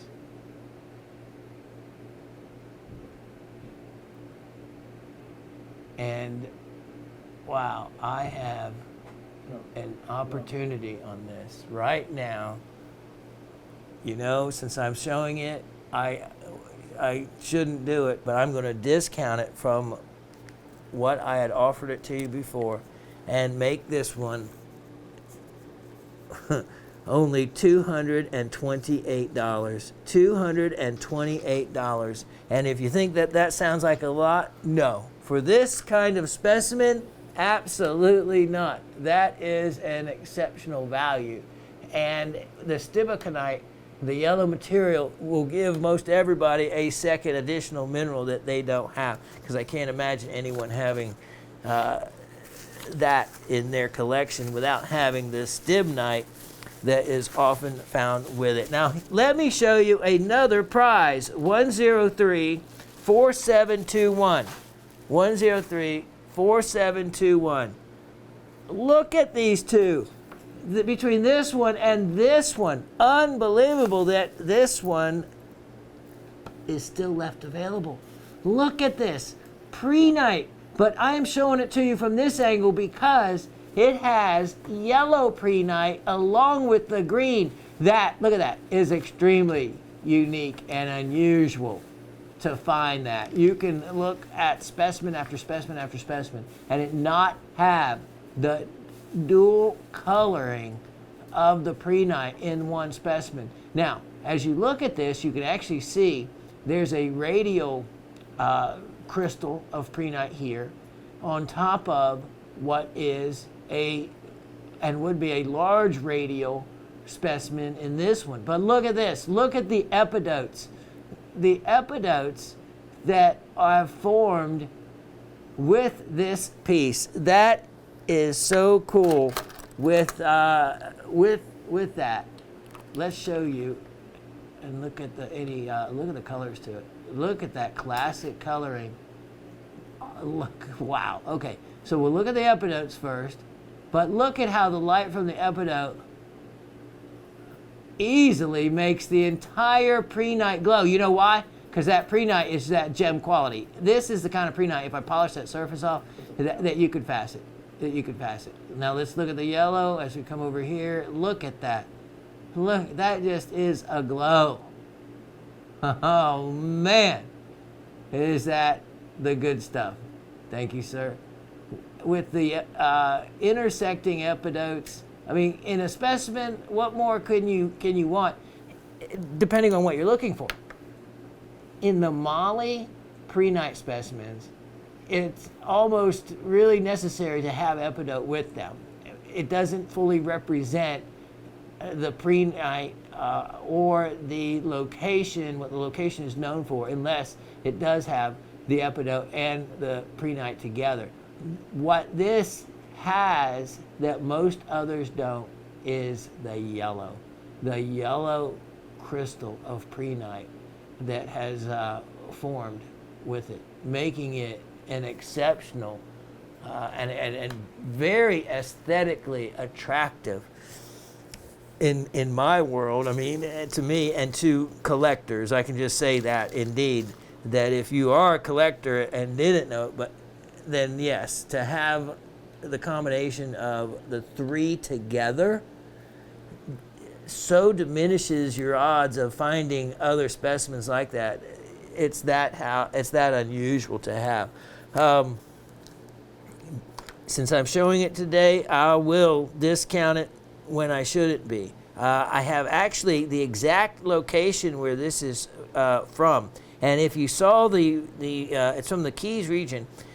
And if you saw how they mine it, the picture of the mine, they're all just individual artisanal holes dug. They're just these individual holes, not very wide, not very deep, but that's at least it affords each individual miner the opportunity to find specimens. So it puts the specimens not in a big conglomerate mining company's hands. It's the individual artisanal locals that are getting the benefit of mining the material, and I like that. I like to know that. So I guess it's responsible mining is what I'm offering in this specimen, because it's neat to do the research on the mine and the diggings themselves. Price on this, big discount, $98. Only $98 on that. Item number 725117. 725117, as we just moved out of this month's birthstone into December, which is, of course, zircon. Remember, keep in mind the December birthstone is zircon, but what we just left was the November birthstone, which is topaz. Look at that. Now, did you see that when I came in the picture first? You saw that, and it just got better. Look at the size of this natural topaz crystal sitting right here. Look at this. You have two of them here, but boy, oh boy, does this one stand out. This is natural color. It isn't any of that heated material. I'll be curious to know if you did treat it, what it would do. No telling. Who knows? Pinks, oranges. But to have it natural, to me, is more important than anything. This is the way you can see it came out of the ground. As we come in close on this, you're going to be able to look right into it, and those like Mr. Anthony, who is a cutter, gem cutter, we can look into that and we can see that there's a large stone that could be cut out of that piece. And because it's not the greatest matrix specimen, even though it's not bad, you know, as a matrix specimen, it would be okay to remove that crystal and actually cut it. I'd love to have a big faceted natural color Pakistani topaz. You know, that would be a stunning kind of like cognac color. Hold on a second though. I was just looking, and you can see someone has picked away right here. What? It looks like there's something else right here. It looked like there was a bluish color for a moment, and you can see someone's removed some of the matrix around it.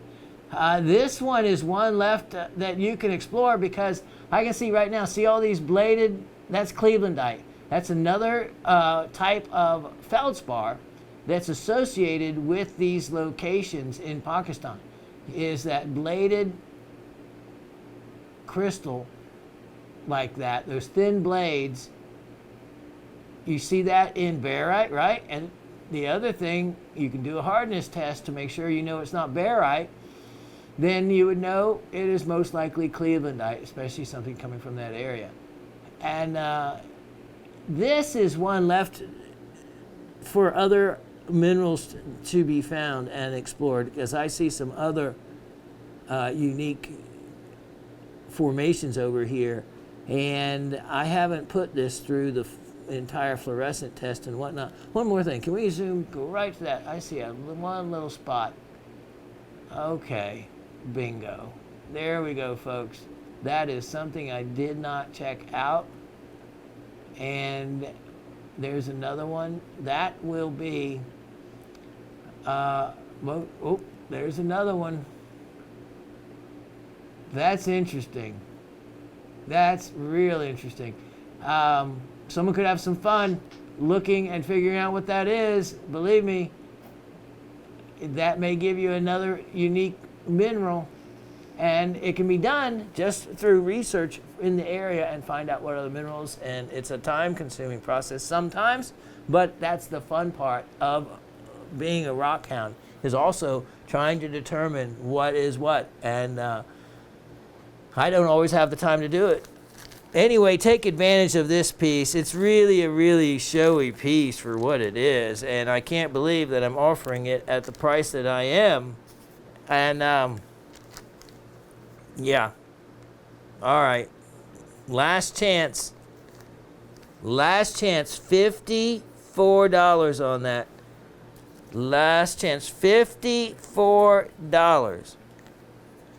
And I don't know in what world that would not be worth $54. Oh, at a gem show, I can't imagine what they, well, there's some of you out there that would know what that would be. And yeah, that would, you know, because of the topaz part, because of the natural color, because of the clarity of the piece, that would bring a quite a bit. All right, now let me show you. This is an attractive piece, since I just mentioned barite. Let me show you item 715717. 715717. Look at this. Look at how pretty that is. And look at how it self-displays. I like that, especially on something that has, let's see how bad this limonite is. Yeah, see, that's not bad. It didn't get totally all over my finger. Maybe back here might. I won't do the finger test. I don't want to come away with the... Anyway, look at that. Look at that blue barite. When this blue barite came out in the market, it was a fortune. I mean, an individual specimen like this would be a couple $100. Wholesale, my cost. And then they found a little bit more. Look at that. I didn't even know it was down there. Look at that additional barite crystal down there. Wow, that's pretty. It's still expensive. Look at, there you can see it, or no, that's another one. So there's another one down there, and then look at that one there. Yeah, look at that one down there. Huh. Yeah, it does look like a lake. He's right. It does. And then you can see little other individual crystals tucked away up there. So it's still, yep, there's some additional ones all through there. Oh, I see some limonite on my finger. All right, so that's a real attractive one because that crystal cluster just stands out separately on its own like that. Really a pretty piece. Price on this is going to be so much less than what the market has these going for. I'm going to offer that specimen for only $48. $48 on that. A fraction of what the market has those going for, especially one that's aesthetically attractive, sits on its own like that, and has those crystals perched in the manner that they are. That just makes for a much more aesthetically pleasing piece. Now, let me see what I have next for you. I have item 1002521. 1002521. Let me see what this is. Oh, this is a beauty. I have a Tampa Bay. Look at this first before we go any further. Look at that. That looks like it could still be underwater as part of a coral reef. And look at that. And looks like it was just, living yesterday instead of living 30 million years ago. Ballast Point, Tampa Bay coral. I think I showed you. If you haven't, go and look up, search Ballast Point, because you're going to see that there's nothing left to Ballast Point where they mined the Tampa Bay agatized corals, the Tampa Bay material, not the Withlacoochee material, but this is Tampa Bay. And when I worked at the rock shop in Sarasota when I was 13, he bought many burlap bags of this material, and I would have to wash and process it. And that was when it was viable. They were just mining it, digging it up, and it was in a crude, dirty form that I cleaned, and very sharp. You had to use gloves to work with it. But I learned a lot about it. And all right, so look at this. This is what makes it really special. All right, for one thing, there's a neat little opening there to the pear. But now let's look at the rest of it. Look at the inside of this. This is stunning and has some of the most desired color of the coral there is, that blue. that blue material. Now, let me catch the light. You can see the edge where it's been sawn has been polished, so it's been put on a flat lap and polished. Look at that botryoidal formation on both pieces. Look at, stunning. Look at how these are enclosed, and the chalcedony all the way, covers all the way back in there. And look at how in the same side, the saw really went perfectly because it captured, there's no blue over here, yet the blue goes all the way to the edge here. It's like it was a, like, you know, that's another one when you saw it and you look at it, you say, wow, I got really lucky. Blue color, really rare. This is one of those pieces coming from Tampa Bay that's very attractive, again, aesthetically, because it has these other arms. So when you display it, it really looks good. Here, label goes with it, and the price goes down. I had it priced at a steal at only $98. Should have sold at that price. How about this? Big discount. I'm going to make that one only, well, let's do this. Let's do this, because that'll be final price, and I can't imagine what it would cost to replace an item like that right now. Make it $68. Only $68. Would I do a sale? Might as well make it worthwhile. And that kind of pricing certainly is a worthwhile price. Now, let me see back here.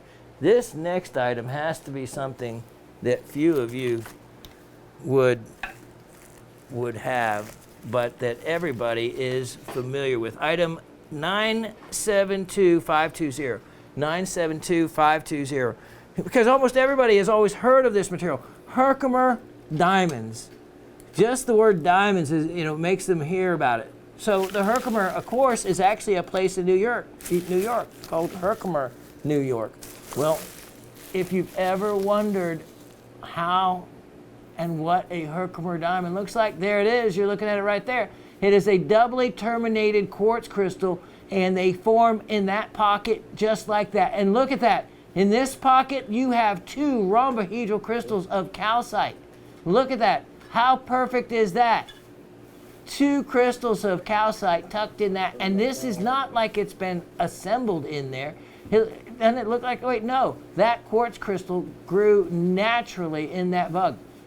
I wonder what those couple other little yellow-orange items are there. So the quartz wants to grow in these pockets, in these little bugs. And these bugs are available for it to grow in this very hard material. This is like cracking the ruby and smaragdite material. You have to use crack hammers. It is difficult mining in the bank of this quartzite type material that you see. And it's a difficult day's work to be able to move much material at all. Better for you just to get it from me. Look at this pocket with the calcite crystals. Look at that pocket. It looks like that orange is probably maybe limonite, I would maybe think. But look at that. Oh, look at underneath that quartz, that calcite crystal. See that? There is a quartz crystal growing underneath that. This is another one of those, you put the magnifier on it or the optivisor headgear on and have a field day looking into all these little pockets and seeing if there's seed crystals that's where a larger crystal has started to grow. And could there be crystals on the inside of it? Of course. You know there's going to be voids like that. And it's in those voids is what allowed room for the silica to form and to grow along with calcite. And much of the material, the silica and the calcite, would be leached out of the ground Of course, silica coming from sand and quartz deposits above it. Calcite coming from so many available geologically available minerals in the soil, that calcium is present in many, many different soils for that to occur. Price on this one, already my last price was certainly inexpensive enough, but I'll go ahead and it's very attractive too, just the way it displays. Make it even less, $34. $34 on that. And I love the fact that the one pocket where that crystal is happens to have the calcite in it as well. That's really cool. All right, now as I reach into my goodie bag of other cool available items, let me show you this next item. Item 975220. 975220. Now, the stand doesn't come with this, but you can see how attractive it would be with a stand. I love this specimen. I love the shape of it, and then I love the fact that if you look at this, you have two different formations. As we come in over here to the left, look at this. You can see this pocket of beautiful, beautiful druzy quartz crystals. Just really, really attractive. Then just over here, an entirely different formation. I mean, what is Mother Nature doing? You know, how can it do that? I think that's just stunning. And then look at that. It's almost like a shell of a formation, because back behind it, you can see there's been an eroding or a etching out of the softer material. So this, what formed was a silica, probably, you know, a chalcedony-related silica that was a lot more, which we know, a lot more durable than the carbonate around it that was etched away behind it, leaving that beautiful, beautiful shell of chalcedony formation. Looking at it from the back, look at, speaking of shells, look at this. You can see it is literally made up. Look at that. Isn't that cool? Look at that outer pocket. Look at that rim of chalcedony. There'll probably be some fluorescence around there. You can see the additional shells and fossils that are part of this formation. That is attractive. That's a really unique piece. You know what? I don't think it doesn't. It doesn't even need a stand. Let's show them how it self-displays, Dave. Look at that. That's so cool. And look how big that is. How about this? Let's wake everybody up. $18. $18 on that one. That's a deal. Okay, I am going to show you this deal. I was thinking about it because I was still wanting to keep them, but no, I'll offer them. 948720. 948720. I have a quantity, so make sure you write down the quantity that I can offer of these, of 3 of them. Look at this garnet opportunity. After we remove the Florida soil, look at these. Oh, here's the only 3 I have left. Look at and I tumbled these myself. Beautiful, beautiful. Most of them going to fall into the rhodolite category. Now remember, this is where you can have your neodymium magnet and have some fun with kind of separating them by their magnetism, by the strength of the iron content in them. Look at that. Tell me that is not some beautiful rhodolite coloring to those garnets. Now you see some a little bit more orange. It might be some special serpentines in there. But you can certainly have fun separating them. Look at that color. Wow. And all of them are just the same material. I had an opportunity, got a good deal on some garnets. This is all like facet grade quality. Three parcels left. 50 carats to a parcel. And I can't go any lower than the last price I offered on the 50 carats, which is ridiculous enough.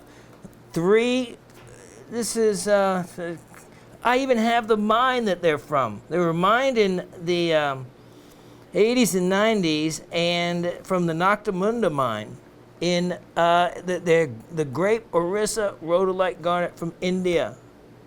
And the name of the mine. What more could you want? I should actually be going up on the price. Most all of me wants to, just because I know what I'm offering for the value. No, I was going to go up on the price automatic. $12.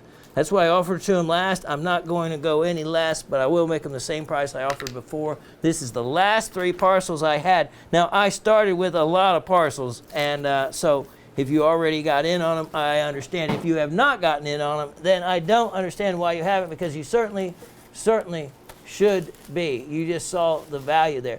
You know, this Idaho opal, I might give it one more chance if anyone is interested. It's from Spencer, Idaho. And a real rare opportunity to get in on that piece, but I'm thinking about it. Let me show you something that all of you can relate and like. It is 998621. 998621. This is the well-known formations that you see that are often called desert roses, whatnot. This one has a really nice formation. You can see those really big blades. Now, it forms either as like this, either from barite, out of barite, or out of selenite. This one happens to be a barite, Moroccan barite desert rose crystal cluster, and I like the formation to it. It could sit any way you would want it, display any way you would want it. It's attractive. I kind of like the fact that it doesn't have more of the formation like you see so many of with the rose formation. I like it more of the discord, so to speak, to the crystals than a regular formation. How about this? Excellent sale opportunity, $24. $24. I know in the last several weeks I've been showing items that have been some higher priced pieces. This is an opportunity to get in on pieces that should be higher priced, but they're not. So, and I'm trying to show you as many as I can. Wow, okay, look at this next deal. Item 982720. 982720. Now this is a parcel of sapphire crystals. You've seen these crystals before. There's a large one there. Then you have some with a blue tipped. Now, when you see them doubly terminated like that, that's when you know that they are from Ceylon. Doubly terminated in this case, meaning pretty much pointed at each end. And this is some classic looks to the crystals that you want. And then look at that large natural yellow color one. Wow. Look at these. These make beautiful additions if you want to use them just as the way they are in jewelry. But look at that. That crystal, I'm not so sure that isn't a facetable stone in the end. If it is, that would be an unheated, end up to be a light yellow. Look at that. But it's a beautiful, beautiful crystal nonetheless. And here's the ridiculous thing. You haven't bought it so far at the price that I offered those to you. So I guess I'll make it less. How about that? Let's go ahead and make the entire parcel only $44. $44. Yeah. All right. Next one is item number 1026821. 1026821. Now let's see what we have. This one's wrapped up. I know it's got it. Oh, wow. Look at that. Look at that. You have a aquamarine crystal. You know, two of them that have intersected and formed that way. Look at the quality in this one.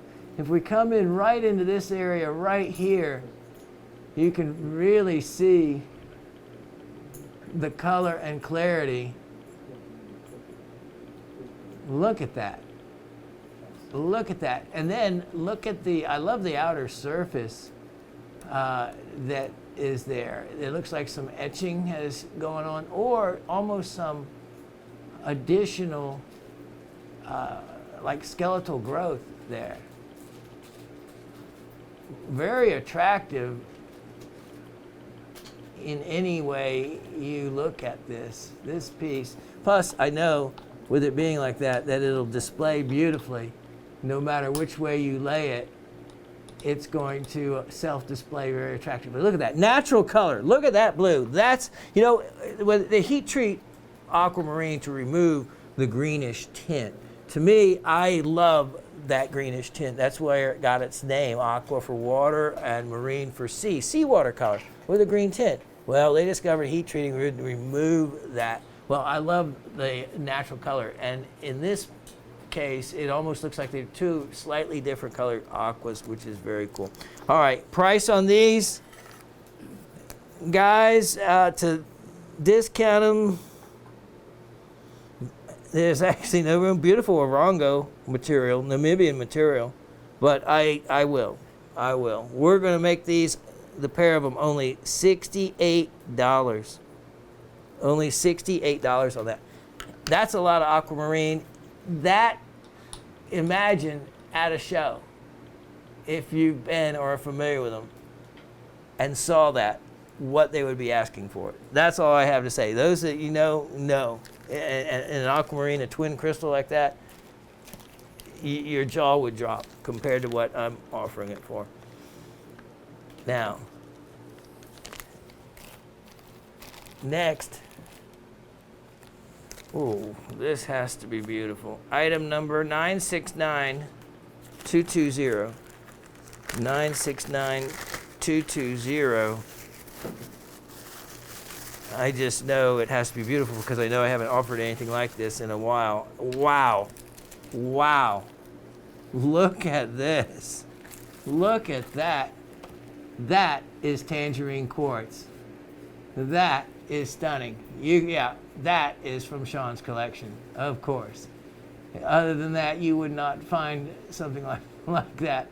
Oh, wow. Okay, so this is where that orange, and we've talked about, is on the surface for the most part, and is basically hematite. It's an iron oxide coating. And look at the clarity as we come in, let's say on this particular crystal right here. You can see the surface. There we go. That's what we're looking for. You can see the little surface dots. Look at the clarity of the crystals behind that. That one is really nice and clear. Look at the color that it makes the crystals look like. And then look at this large one. Ooh, look at that pretty iris. This is a really attractive cluster of them. And that's what I like. Look at the little crystals down in there. There, that's a really pretty angle to display that one from. Wow. And for this to be offered for what I'm doing this for in my sale today, exceptional value. Make it only $44. Only $44. Big look and it's difficult to get big specimens of tangerine quartz. That's a large one, and that's why it was in our personal collection for so long, was because it did have that wow factor to it. Now, let's see what we have here. Ravens always wraps these up so nicely, I have to unwrap them. Let's see, go to item number 1025821. 1025821. I don't know what I'm unwrapping until I'm there. Look at that. Wow. Yeah, you can see that from a distance. Incredible sphene. Beautiful sphene. But with these sphene specimens, it comes so much more. You have in this one sphene and calcite, clinochlora, and adularia. Let's go in close and see if we can't show you what's what. Now, all the little sparkly things that you see is the clinochlora. It's often also can be called chlorite at times. It's a type of chlorite. But go with clinochlora. Now, the calcite in this can be determined using a UV light or a hardness test, and it is going to be different than the adularia, which is the feldspar. And the difference between the two is from that color to that color. Now, this color, the lighter, more clear color, is going to be your calcites, and your adularia, which is a moonstone related for, you remember adularescence, is going to be the whiter material there. And that's where they get the name adularescence.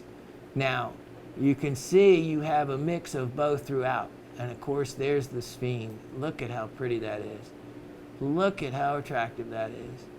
And then you have the clinochlore that can be so enveloping that you can see it actually totally coats some of these other crystals.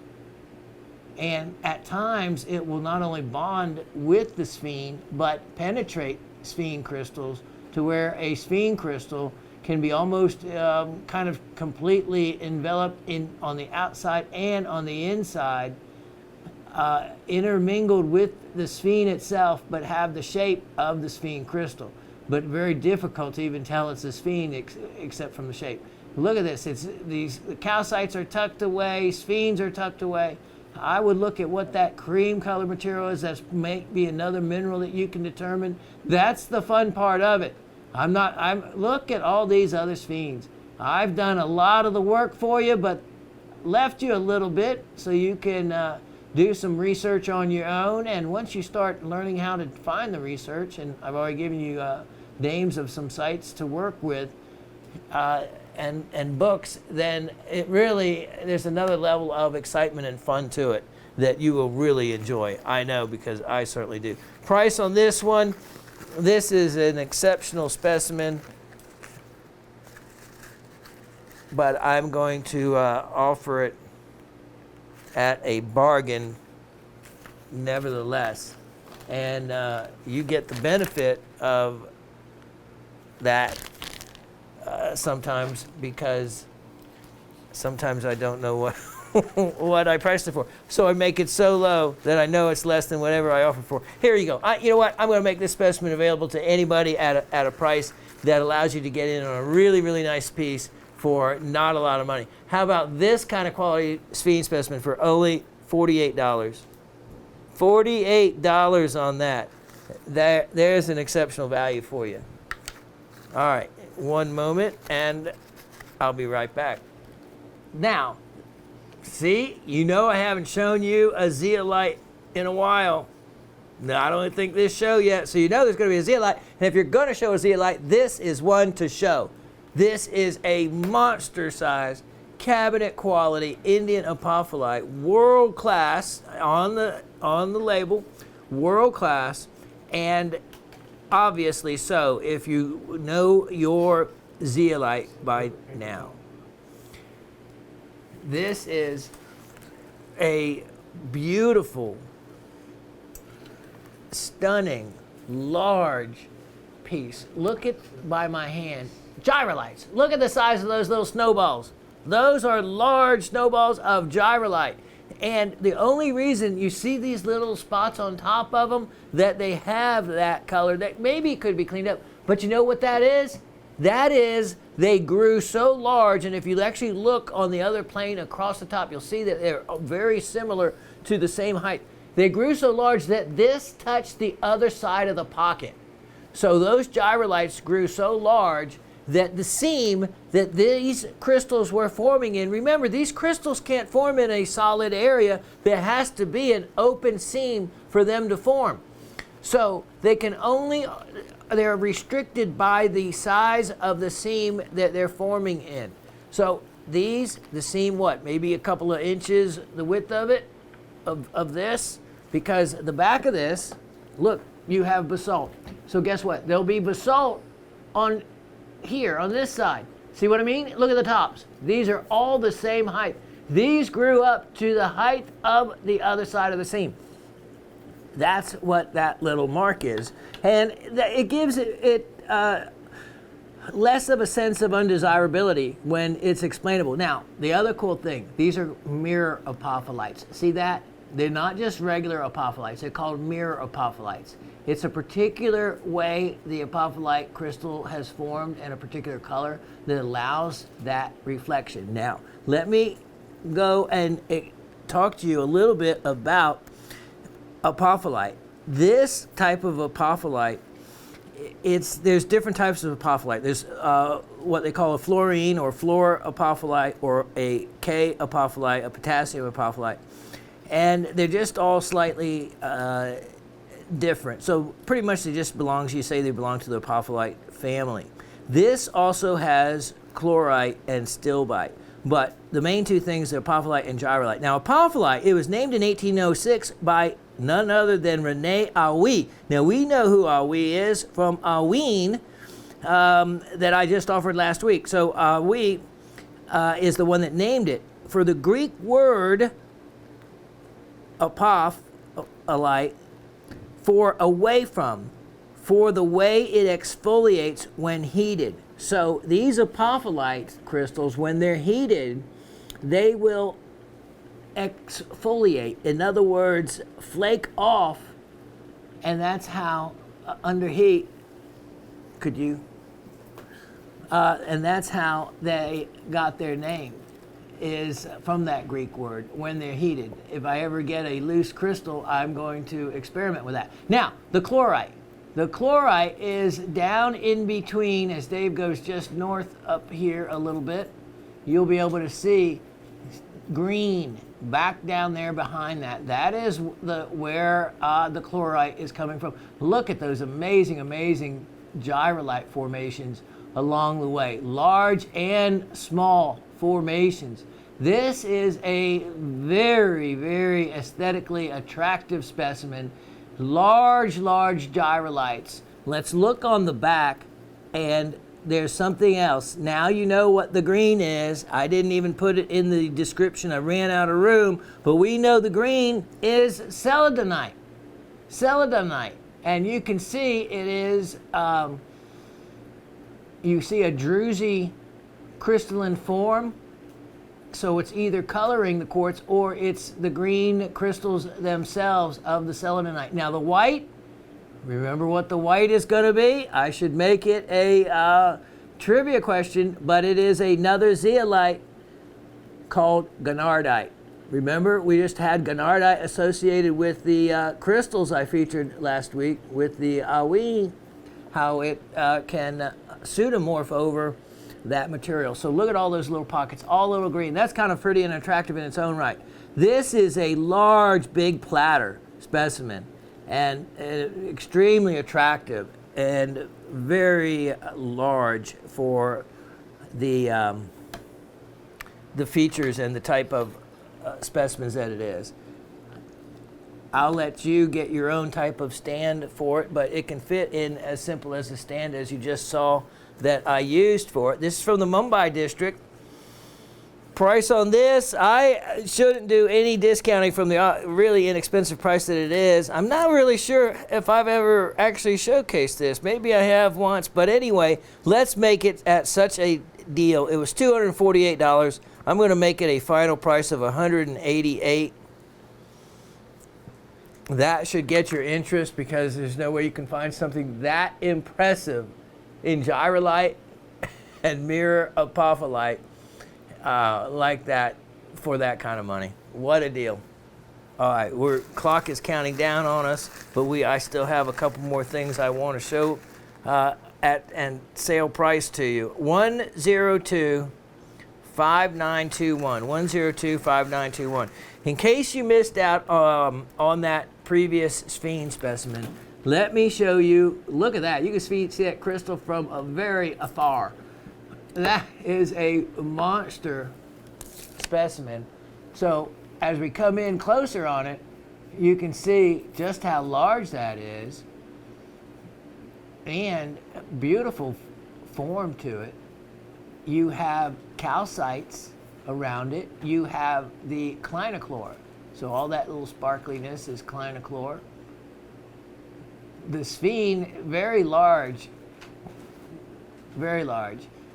And another nice, two more nice formed one. Oh, let's go in on this one right here, if we could.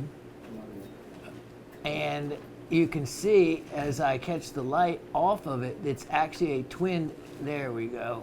That's what I wanted you to do.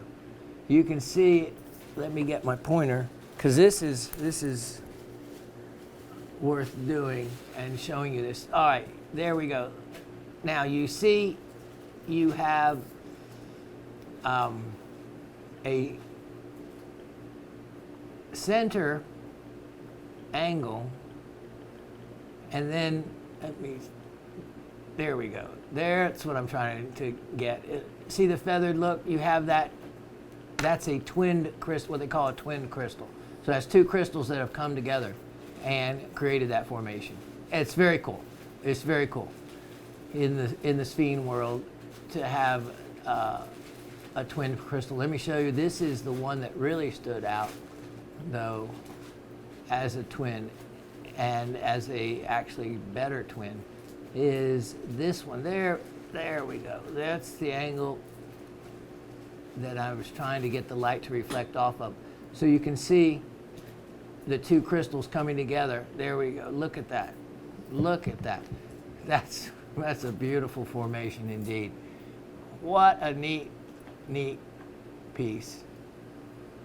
And I have a feeling there's going to be some fluorescence. I don't know. This piece just feeling like it fluoresces. And look, beautiful, beautiful self-display. Price on this, shouldn't discount these at all, but remember, you should have a sphene, a red zircon, a triplite, a pink apatite. Let's see, did I cover all the ones that the Pakistani pieces that I gotten? I think there was one more. Sphene, pink apatite, red zircon, triplite, and I think there's one more. I'll think about it in a minute. Anyway, price on this one, discounting it, shouldn't do it, gonna do it anyway, making it only $58. $58 on that. That's a lot of sphene, a big look for the money. And again, it's one of those things that I bought this particular miner's entire seasons of specimens in this range of quality. If I hadn't have done that, I would have had come away with 1 or 2 or 3 specimens like the most many dealers get. But that's why I have this many, and that's why I can offer them at these prices, even though I think now the way I'm pricing some of these is at or below my cost. So take advantage of it, because you're not going to see that kind of pricing elsewhere. 1012721. Now here's a great stocking stuffer specimen. that is necessary to anyone's collection, only because you got to have one. Why not? It's beautiful heulandite. It'll also teach you the difference and learn the difference between how to identify the difference between heulandite and stilbites. You can see how the termination of these is different from a stilbite if you have a stilbite next to it. Look at the lovely colors in this. How about this? Making this affordable for everyone. Why not? $12. $12. I know. Raymond just said, what? Yep. $12. You can't... Charge me more than that. She said I sold it to her for more than that. Yeah, Pinocchio. Uh-huh. All right, let me see really quickly what else I can grab for you. Can't believe you take it. Oh, yeah, these. This is perfect. All right, let me show you item number 979220.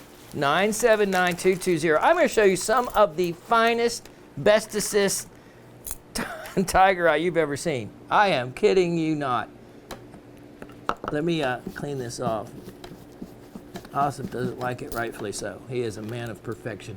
Look at these tigerites. They're drilled. They are guitar picks. They work. Everybody that has used them, that plays guitar, said they absolutely are functional for guitar picks.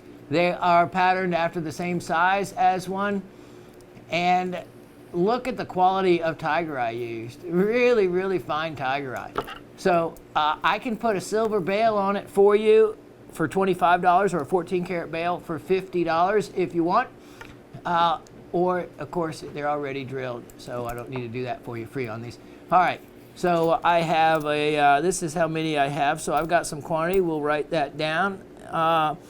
But an opportunity at 6. If someone wants to buy all 6, you're welcome to. No limitations on quantity on these. I am making these only, well, if I go any lower, it'll be less than my cost. $12 each. $12 each, and there's not a bad one in the bunch. Definitely take advantage of that. And let's show you the last specimen of the show before we do the trivia. 723217. 723217. Let me show you one of the rarest color lepidolites you will ever come across. Look at that. Look at that. Now, when they discovered this yellow lepidolite, which was only relatively in the world of minerals a recent discovery, kind of like the yellow brucites, lepidolite, it wasn't that long ago. So it was an amazing find. These are from Brazil, from the very well-known Minas Gerais, which means general mines in Portuguese. And most lepidolite, you know, has more of a lilac color tone to it. Look at the yellow, and you can see the layering to it that gives it some of that classic mica look. But then again, this is like one of the crystals split in half, so you can kind of see that. Look at that. Look at the color. I mean, it almost looks like you could facet this material, but it's too soft, and of course, the foliation of it would make it impossible to facet. But it is one of the prettiest, most attractive lepidolites and one of the rarest. This material, I couldn't believe it. A flat of it, when it came out from my dealer, it was over $1,500 and there was like about 6 pieces this size and 2 or 3 more smaller ones. And it was $1,500. I'll never forget it. So anyway, I don't know, along the way, I got a deal on some lepidolite. My original price on this was way higher than what I'm offering it to you for now. And it should still be the way higher price because I have not seen price on this lepidolite come down. Like some of the blue barite material has and whatnot. So anyway, this large, and it's considered a very large piece, take advantage of it. It's only $48. $48 for a piece that large. well worth it. Great addition to anyone's collection. All right, we got in a lot of sale items today. Let me come right back to you with the trivia question. Get your brain working. So I know you're probably ready for the next show just as much as I am. We didn't get to anything even really behind us for sale items, but I looked at the list. We were offered you got a lot of items in today. So of course, they weren't some of the more expensive ones where I have to talk a little bit more about them. So it was fun.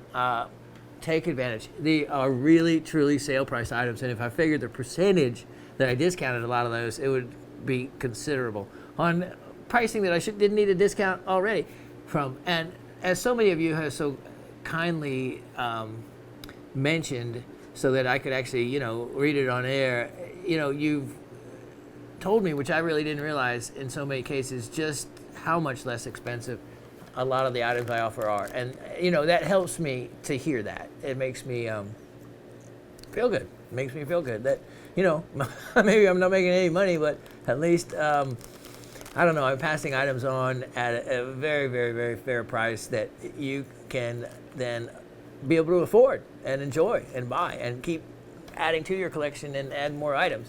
So, good on you. All right, so 2 questions. The questions from the trivia are always usually associated with something to do with the show, or maybe just something I said during the show, and it may not be anything written or whatnot. All right, so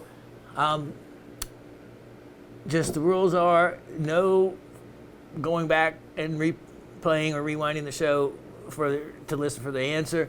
Use your memory. Use your memory. And even if you get it wrong, you're learning by answering correctly or incorrectly. Like I said, there's no such thing as truly as a wrong answer. It's just you applying the best knowledge and memory to the question, and then just erring to the side of being incorrect. How's that for political speak, huh? It's never a wrong answer if you try to answer the question. Hiding from answering questions is the wrong answer. There you go. All right, here we go. Ready, set? Question number 1. If hemimorphite is the zinc silicate, what is the name of the mineral that I said was the zinc carbonate? One more time. If hemimorphite is the name of the zinc silicate, what is the name of the mineral that is considered the zinc carbonate? Now, we've talked about carbonates, just to give you an idea. Calcite is the calcium carbonate, right? Rhodochrosite is the manganese carbonate. Siderite is the iron carbonate. And down the road. We really haven't talked much about the zinc carbonate. That's the answer I'm looking for. All right, next is what, and this is an easy one. So I gave you one that may be a little harder. This one should be easy. And there might be a couple forms of the answer that would be correct. All right, what causes the tangerine color on the Namibian, being specific, on the Namibian quartz crystals? So what causes the tangerine color on the Namibian quartz crystals? That's it. All right. Good luck to all of you. Thank you all so much for your contributions to the show. You can send comments and answers to me at Shawn@gemshopping.com. Also, you can go to the homepage of Gem Shopping, go down to the Learning Center tab, click on that, and have access to not only my How It's Done series of shows, but additional shows of mine, plus additional information and educational items that Gem Shopping has to offer as well. So I hope all of you are having a safe holiday in every way you possibly can, and continue to do so. Today's a good day for me, and let's hope I have many more on my continued march towards healthiness which is going to involve about every kind of doctor you can imagine. But I'll get to each one and every one one step at a time. And I thank all of you for your prayers and support to keep bugging me to do so. So God bless all of you, and continue to love one another, hug each other as often as you possibly can, because after my experience with my son, I realized that it is just a great feeling to have that kind of human contact and love between each other. And I feel that through all of you, believe it or not, in a very, really more direct way than you can imagine, in the words that you write and in the support you give the show, in your purchases and in your gracious comments. So I look forward to seeing all of you again next week. Take care, God bless, and I look forward to the show as much as you do. Cheers.